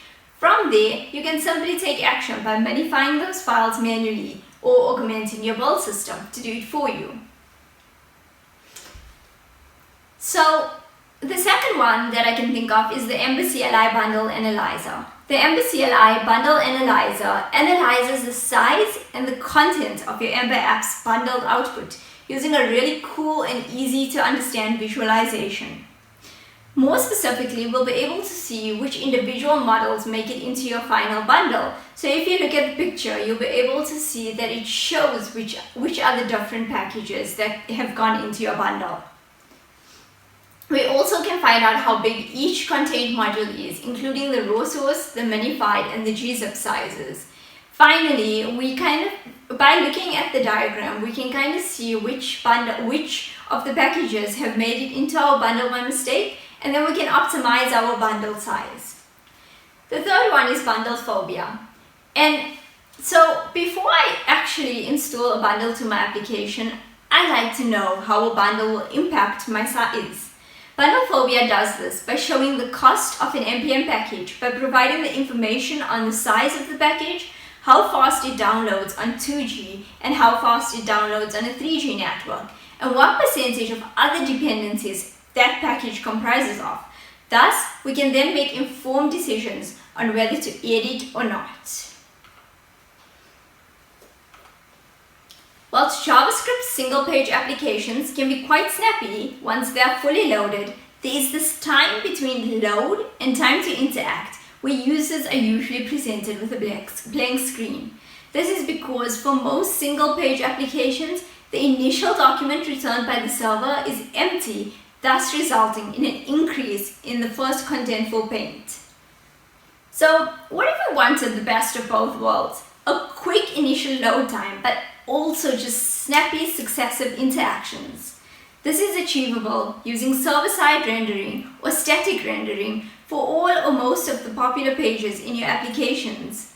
This can result in an almost instant first contentful paint, which is particularly useful for developing countries where network connections may be unreliable. Remember that the first contentful paint, which we discussed in one of the earlier slides, measures the time from when the page starts loading to when any part of the page's content is rendered on the screen. Using this technique, we are then able to display useful information, that is, content, to the user instantly. When our first contentful paint is less than 1,000 milliseconds, users are really happy. When the value is between 1,000 to 3,000 milliseconds, so 1 to 3 seconds, users are usually a little bit less pleased, but still pretty happy. But over 3 seconds, so say 3 to 5 seconds, starts causing frustration. So over 5 seconds, users have just completely lost interest. It's really simple to server-side render pages in Ember. And also, all we need to do is to just use install fastboot and Prember, which actually static renders the application and allows us to pre-render any list of URLs into static HTML files at build time. As a result, the pages can be served statically, and it has a fast first paint of the HTML content from fastboot. So all we do is we install EmberCLI fastboot, we install Prember, and then we can configure the URLs that we want to pre-render. Now that it's set up, we can simply even just see the HTML via curl. Since the most important values here was the first contentful paint, we can run the performance audit once again, and we notice how the value decreases. We see the value from the Lighthouse Chrome tools. It's great progress that we are able to render our assets and our content optimally, especially to ease the burden of slow network connections, high data costs, in case of low-end devices. But what about taking it one step further? Service workers and caching can reduce users' data costs even further, and they can render pages even faster with the least amount of processing time. Not only that, but we can also render our applications offline for those sporadic connections during load shedding or whilst passing through poor network areas. A service worker is essentially a background script that runs separately from the main browser thread, responding to events including intercepting network requests, caching or retrieving resources from the cache, and delivering push messages. The implementation of service workers is pretty simple using Ember and its add-ons. So here's a very brief look on how to integrate service workers into our application. The Dockyard Ember service worker documentation makes it really easy. We use the following commands. So you'll see the first one is Ember install service worker, which just installs the service worker when the page loads. Then we do Ember install service worker index and the service worker asset cache, which essentially caches our indexed HTML page and all the other static assets. So at this point, if you had to disconnect your internet connection or turn into an offline mode in our browser's dev tools and refresh the page, our app should still load. Then we can take it one step even further, where we can install Ember Service Worker Cache Fallback, which then caches any non-static resources like requests to the API. And just like that, our service workers would be up and running. We just need to browse the app for a few moments whilst online, and we'll essentially be priming the fallback cache. And afterwards, we can put our browser into offline mode and try to load a page that we have visited before. And guess what? It should now serve your API responses from the cache. But we can make our applications even more functional. I mean, if I think about it, when I'm without internet during times of load shedding, I not only want to view data, but I might want to fill out forms or bookmark some data, or maybe even send some information through to the application. I have the memory of a goldfish, and once I close an app, I'm really not going to remember to come back to that app. So this is where Ember Pouch comes into play for us, and it basically is data persistence. Ember Pouch allows data to sync automatically once a connection is restored. In the background, the data is saved on the client side using IndexedDB or WebSQL, and we just keep using the regular Ember Data Store API. Once again, in order to test our improved performance and offline strategy, Lighthouse comes to the rescue. You can see your cache files, and you can use network requests to determine where the request is getting answered from. Is it from the cache or the API? And you can also use something like Google Analytics to track metrics that will help us to assess the impact of our service worker. Finally, we come to other performance tips. So there are a couple of techniques that I'm not able to explore as deeply, but I'd still like to list some of them out because I believe that when they are used appropriately, they will provide better accessibility for emerging markets. Some of them include, firstly, using SVGs where we're able to, or else optimizing images by using tools like Squish or Image Optimizer. HTML source sets are also really useful to serve different images to different visitors. A company called FontSpace reduced their image payload by 86%, resulting in a reduction in load time of 65%. This improved user experience helped double FontSpace e-commerce purchases conversion ratio, cut bounce rates by 20%, increase mobile revenue by 7%, and dramatically improve SEO. Optimizing and sending through only the necessary keys in our JSON payloads can really just optimize our network requests in our JSON. We should serialize and compress adequately as well. In addition, adopting a technology like GraphQL would automate the optimal parallelization of data fetches, thus increasing the performance. Instagram increased impressions and user profile scroll interactions by decreasing the response size of the JSON needed for displaying comments by 33% for the median and 50% for the 95th percentile. And finally, we can use techniques like adaptive loading to tailor the experience based on the user's constraints. Adaptive loading uses signals to determine the network, CPU, core count, and memory, and based on those values, we can then conditionally load more highly interactive components or run computationally heavy operations whilst not sending these scripts down if you're on a slower device. However, it's useful to note that the web properties that are used to determine network, CPU, core count, and memory are not available via the web API to all, especially older browsers. This unfortunately does not make it extremely useful for African markets as yet, but it is a useful technique that most likely will be used more commonly in the near future. Using all or most of these strategies that I've outlined allows us to build more efficient applications that will deliver an improved experience within Africa. However, our professional environments usually consist of teams that include multiple developers working on one application together. Within these teams, not all developers are knowledgeable or even mindful of performance. So, how do we go about proactively maintaining a code base with the team for just optimal performance? This is where performance budgets integrated with the CI tool become really useful. So, what is a performance budget? A performance budget is a limit for the pages or components which the team are not allowed to exceed. Eddie Osmani, the performance guru, mentions the 3 important metrics that we should use in order to incorporate this budget.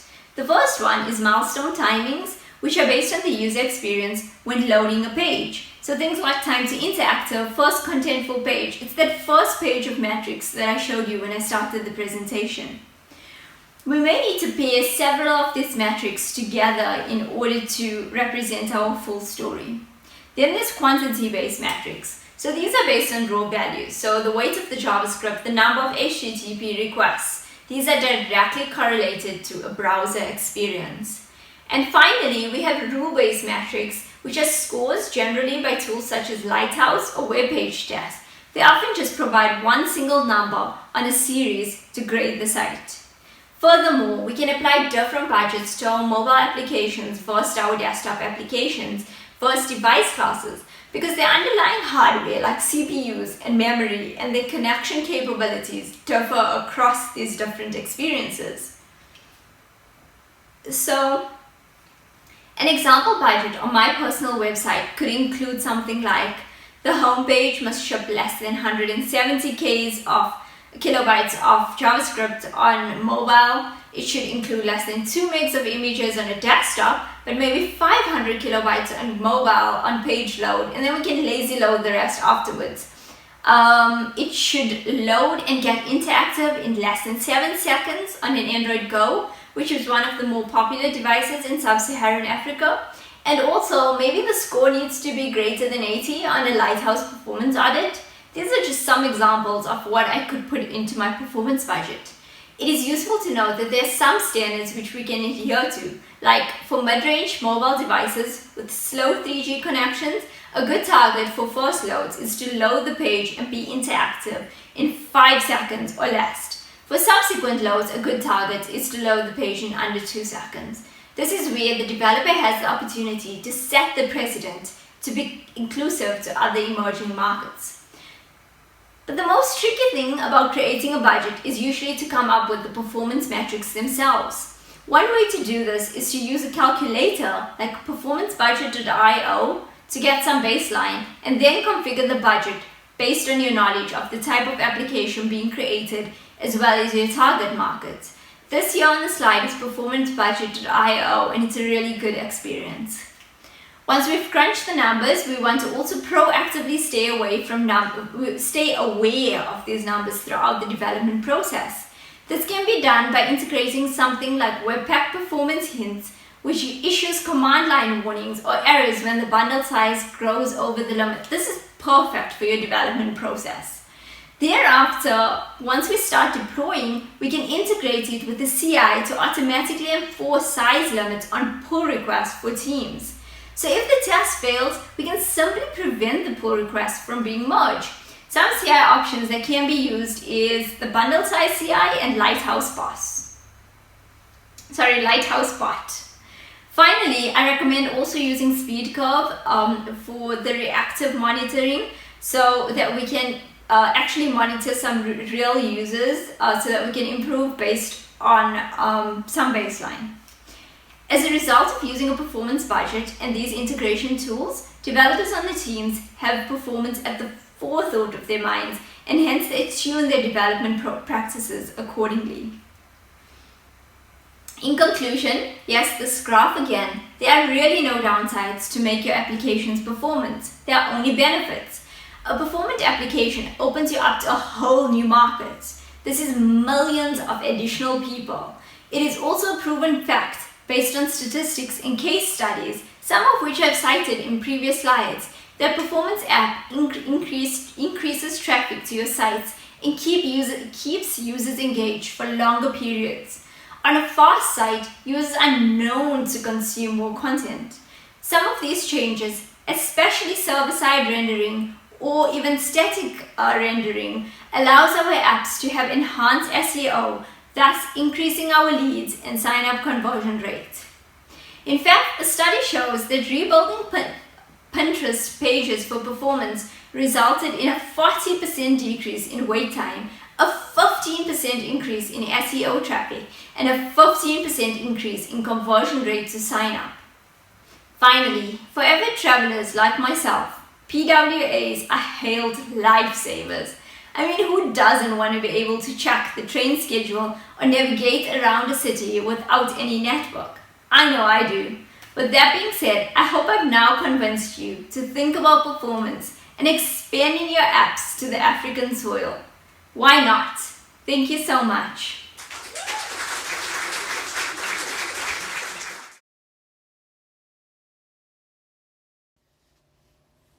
Hello everyone. My name is Melanie Sumner. I work on accessibility in Ember at LinkedIn.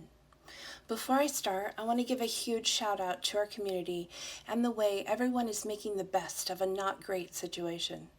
I think the Together framework proves once again that we really are all in this together.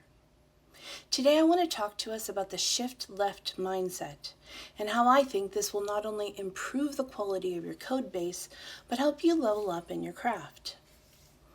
My son brought home some coding homework the other week. As you can probably imagine, I got really excited. I've been leaving him little hints, like casually placing Code for Kids and Anyone Can Code kind of books around the house where he could see them, or taking photos of my book collection and showing him how many likes I got on Instagram. Anyway, his homework was a kind of Lightbot code game. Learn about procedures, loops, and conditionals while helping a character move around the map and turn lights on and off. I helped him get through his homework, but naturally, since he's 13 and it was homework, he wasn't as excited about it as I'd been. It got me thinking about when I learned how to code and how other people learn how to code. What about you? How did you learn? I've seen a few different paths.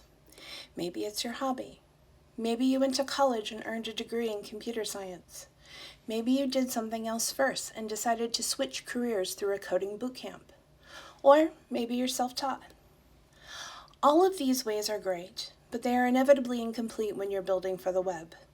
If the past 31 years of the web have taught us anything, it's that change is constant, and that means any learning path you choose is inevitably going to leave something out. This is especially true when it comes to crafting accessible experiences for the web. It ends up being kind of tricky if you're trying to interview folks to fill positions. An interview process needs to be efficient for the company, but sometimes the efficiency measures taken for the business reasons can really leave out all the things that we need to be checking for when hiring front-end developers. I'm sure we've all seen the social media posts about whiteboarding algorithms during an interview, only to end up with a daily work that is more about making forms and vertically centering elements on a screen. So I'm not going to get into the interview process at this point, but I think it's an area that really needs to change in our industry, so let's keep that dialogue going in other spaces. But right now, let's talk about what we can do where we already work. Now, today, what are the practical steps that we can take to elevate the craft of the front end? Continuous learning is a must, and I don't mean in a theoretical sense. There is always something new to learn for front-end web development, and excellence goes beyond lines of code. And to be clear, I don't think that there's just one way to do this. I think it really depends on the part of the stack that you're focused on and what your interests and goals are. For example, if you have a computer science degree, but you're building UI components for a living, additional study will likely be necessary in user experience and design. If you're a bootcamp trained developer who finds themselves writing tools, additional computer science study will likely be necessary to improve the tools you create. And no matter what kind of education you've gotten, you will likely need to study assistive technology since it's not included in most curriculum. An example of this in another field is in soccer, or football if you name things correctly. Typically, Players will develop the basic skill sets of the game: endurance, ball handling, game strategy. Then players will find their niche, the kind of position they like to play, such as offense or defense, and an area of the pitch, left, right, or center. As a result, you can end up with different play styles, or career tracks, if you will. I've identified 3.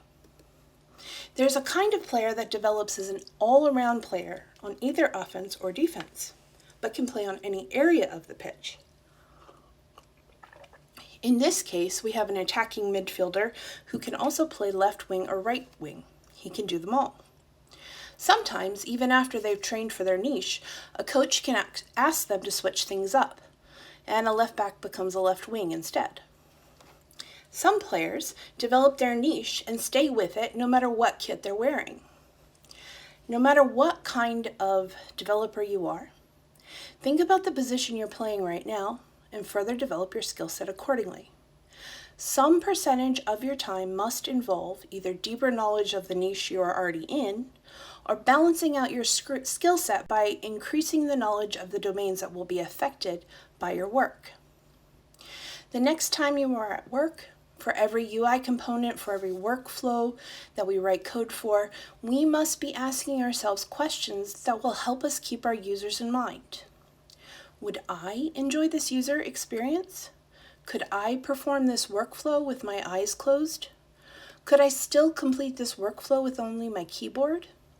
If I blurred my vision and looked at the screen, could I still tell where the focus outlines are as I tab through the interface? If I pulled this up on my mobile device, what happens when I have the accessibility settings turned on? Do I know what this looks like in high contrast mode?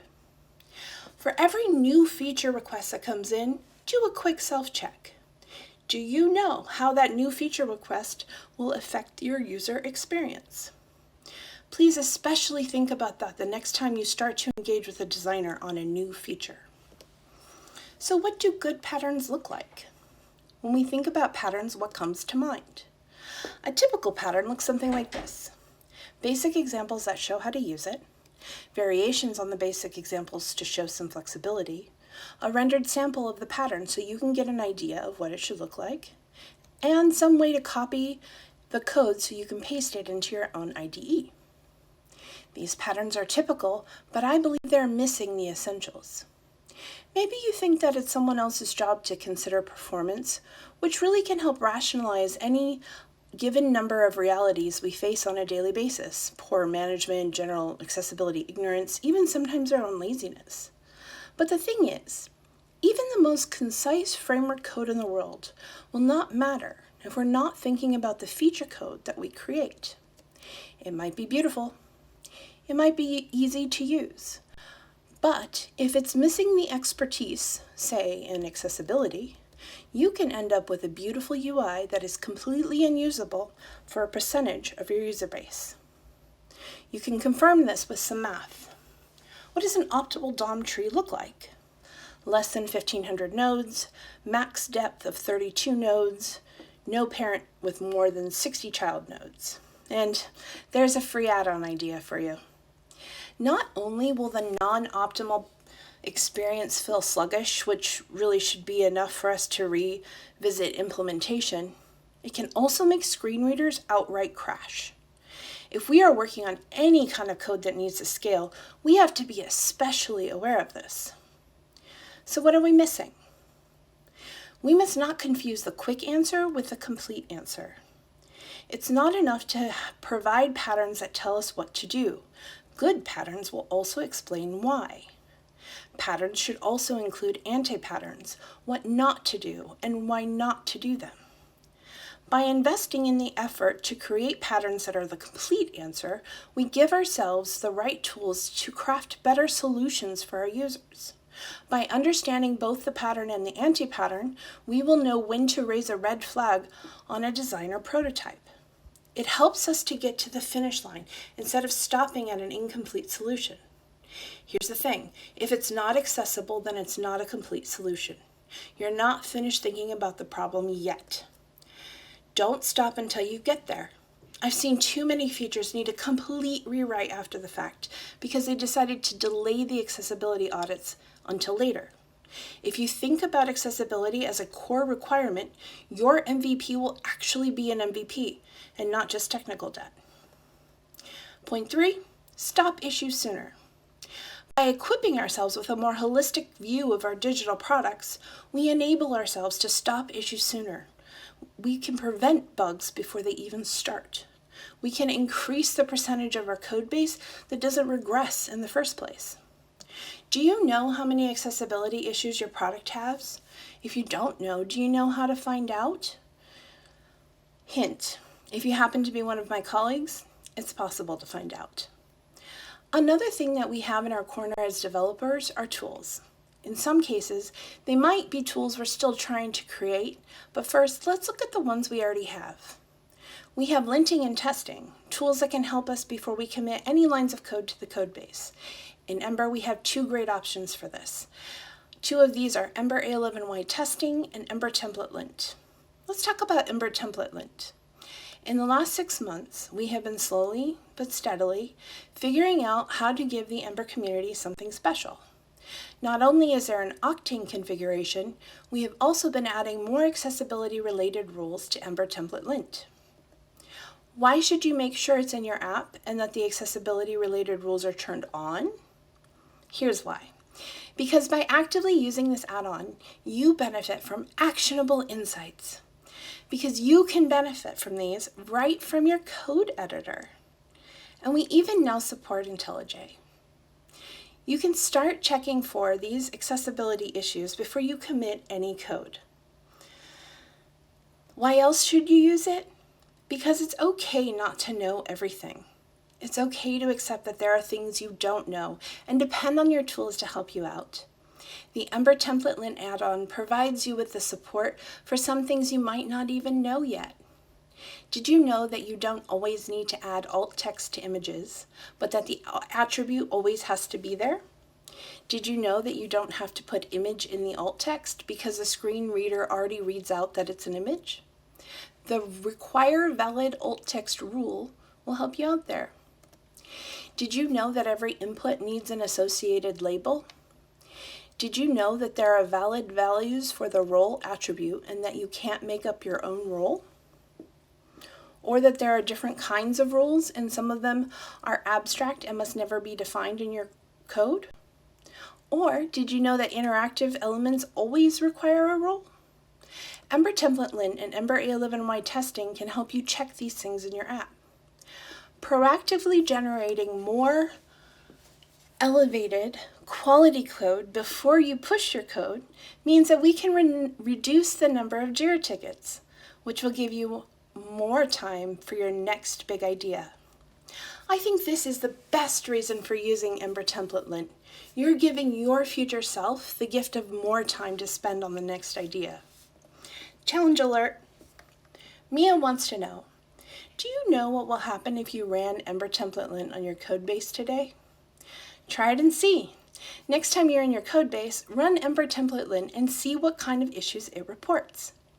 Accessibility audits will reveal these issues and more, so why not take care of the ones we know about now?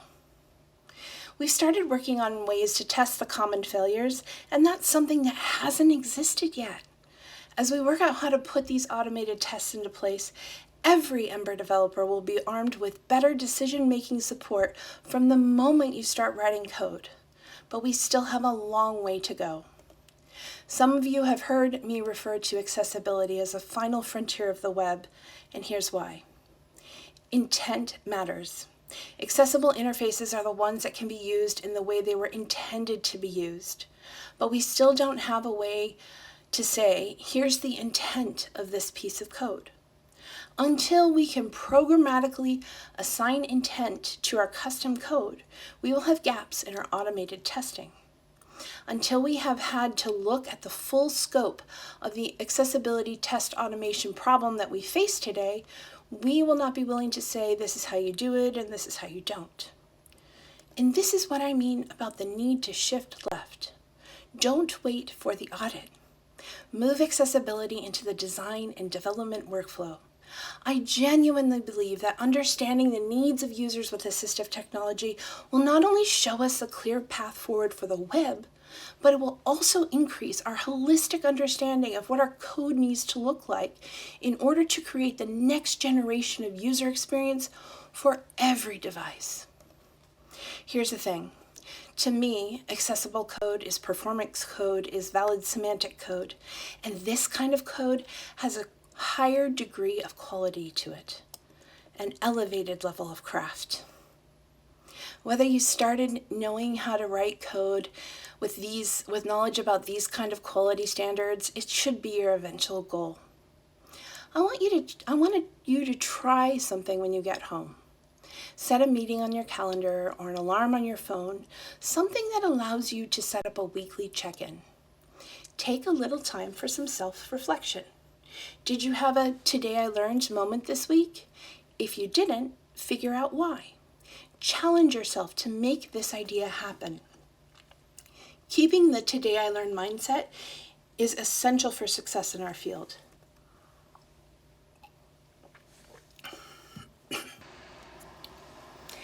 Maybe you do this by reading a new book. Maybe you do this through daily challenge exercises to warm up in the morning. Maybe you do this by trying out some assistive tech on features as you build them. Maybe you do this by reading the spec. Or maybe you do this by thinking about what spec doesn't exist yet, but needs to. I asked someone once what the difference was between Java and JavaScript, and I got an answer I really liked. Java versions are Java's way to become more spec conformant, while JavaScript is still evolving and deciding what that specification should look like. This means that until the web platform as a whole is a lot more stable, we will be required to continually grow our knowledge and skills. I hope I'm not the one breaking this news to you, but our chosen career path requires passion, patience, and persistence. Whether or not developing the shift left mindset appeals to you, you can still try turning on Ember Template Lint today. And if you want to get involved and help, there are a few ways that you can contribute. Use Ember Template Lint and Ember A11Y testing when you write code. Contribute to these code bases by filing issues for bugs or requesting new features. Or join the Accessibility Strike Team. The thing is, conference talks can be really inspiring. They call on us to imagine the future, to show us the bleeding edge of tech, and inspire us to reach for excellence. But what happens when we go back to work the next day and we're faced with the reality of the code base we work in? Figuring out how to turn that conference inspiration into reality can be really challenging. Reality is usually a bummer. The great news is that we can influence that new reality. Accessibility is a journey, and Ember's in it together mindset will make this journey easier. We can carry this weight together and together craft a more accessible future for all of us. Thank you for the gift of your time and attention, and here's where to find me on the internet, on GitHub, LinkedIn, or Twitter. I can't wait to hear from you and hear about your accessibility journey. Thanks.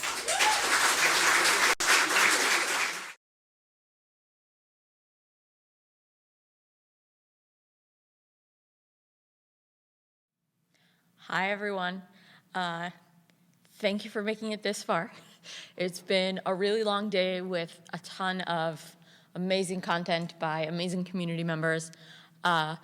In theory, had we known that it would have been virtual, I probably would not have jam-packed quite so much into each day, but we had the original in-person agenda, and I really wanted to make sure that everybody who worked really hard on their talks got snuck in.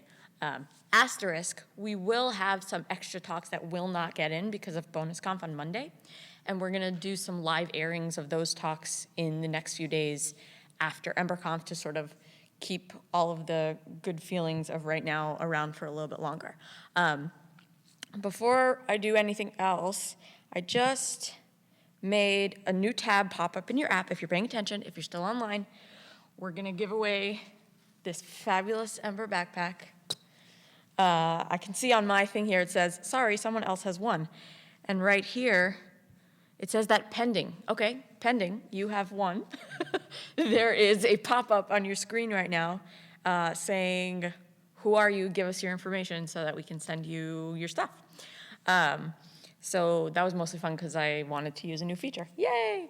Okay, so it was really awesome to see all of the folks enjoying the kids' content today. There's a new channel in Discord, EmberConf/-kids, for those of you parents who are stuck at home who want to share ideas or talk more about that stuff. Again, the people that we heard from today are Music Together, which has chapters all over the country and has a spring term starting probably in the next 4 to 6 weeks, assuming schedules start back up again. It's a weekly music class that you can go to with your 0 to, I think, like 6-year-old, and it is fabulous. The kids love it, and they really develop an appreciation for music. The other person that we heard from today was Kid Time Story Time, and they have a YouTube channel where you can see the stories you saw today and a whole bunch of other stories, but don't do the stories that we're going to do tomorrow, because we do have 2 more coming tomorrow. We're going to do something about Katherine Johnson and something about planet Pluto. I can't remember the exact names offhand. So we'll have some more of that stuff tomorrow. It's been really great seeing all the photos. Keep those coming. The chatter in Discord has been phenomenal. The channel per talk thing has been working out really well. We're able to keep the conversations a little bit tidy even though there's no threading. And I don't know, this is the time of day where I would normally sit at the registration table like feeling vaguely triumphant but super tired and like chill out and have happy hour with y'all. So I'm sorry we can't do that. I'm not so sorry. Oh my gosh, really? Chris Manson won the backpack? Congratulations, Chris Manson. You probably even already have one. But anyway, if you don't know Chris, he is on the learning team and largely with Melanie responsible for a lot of the work that shipped the new website design recently. So I guess he deserves it. He's also, I think, in Berlin or Amsterdam or something, so it's probably well past his bedtime, so he definitely earned it. Okay, so I'm sorry I can't have happy hour with you all right now. I hope that you will have a relaxing beverage, movie, activity, whatever you enjoy at home. I hope you'll come back tomorrow morning. We have the same rough contours, so yes, it's another day of a lot of content, so make sure that you stretch during those breaks and have plenty of hydration and snacks and toilet paper. Yeah, if you have any thoughts on things that we could slightly tweak between today and tomorrow, there's obviously not that much time, but some of the things are pretty easy to fix. So speak up on Discord, send me a DM. I know a bunch of you mentioned that you want to try and have the names and speakers in that little title bar while they're going, and we will see. We'll probably be able to make some, maybe not all, but some of those have that in time for tomorrow. So that should be it. Thank you all so much. We'll see you here tomorrow, 9:30 Pacific. The schedule is updated in the Meet app with much more precise times because there's no live components tomorrow other than potentially announcements like this. So you can really schedule when your kids come back. You can really figure out when you're going to have your meals and your breaks and all that. Don't like really hold us to it, obviously, because if there's like anything goes awry, but it's much more precise than usual. And I'm going to keep the app open overnight because I've never used it before, and I'm not sure what will happen if I turn it off. So I'm just going to keep it on, and feel free to share things in it or emote if you're up at 2 or 3 o'clock in the morning, but for the most part, it'll go quiet until early AM, and we'll see you there. Have a good one. Bye-bye.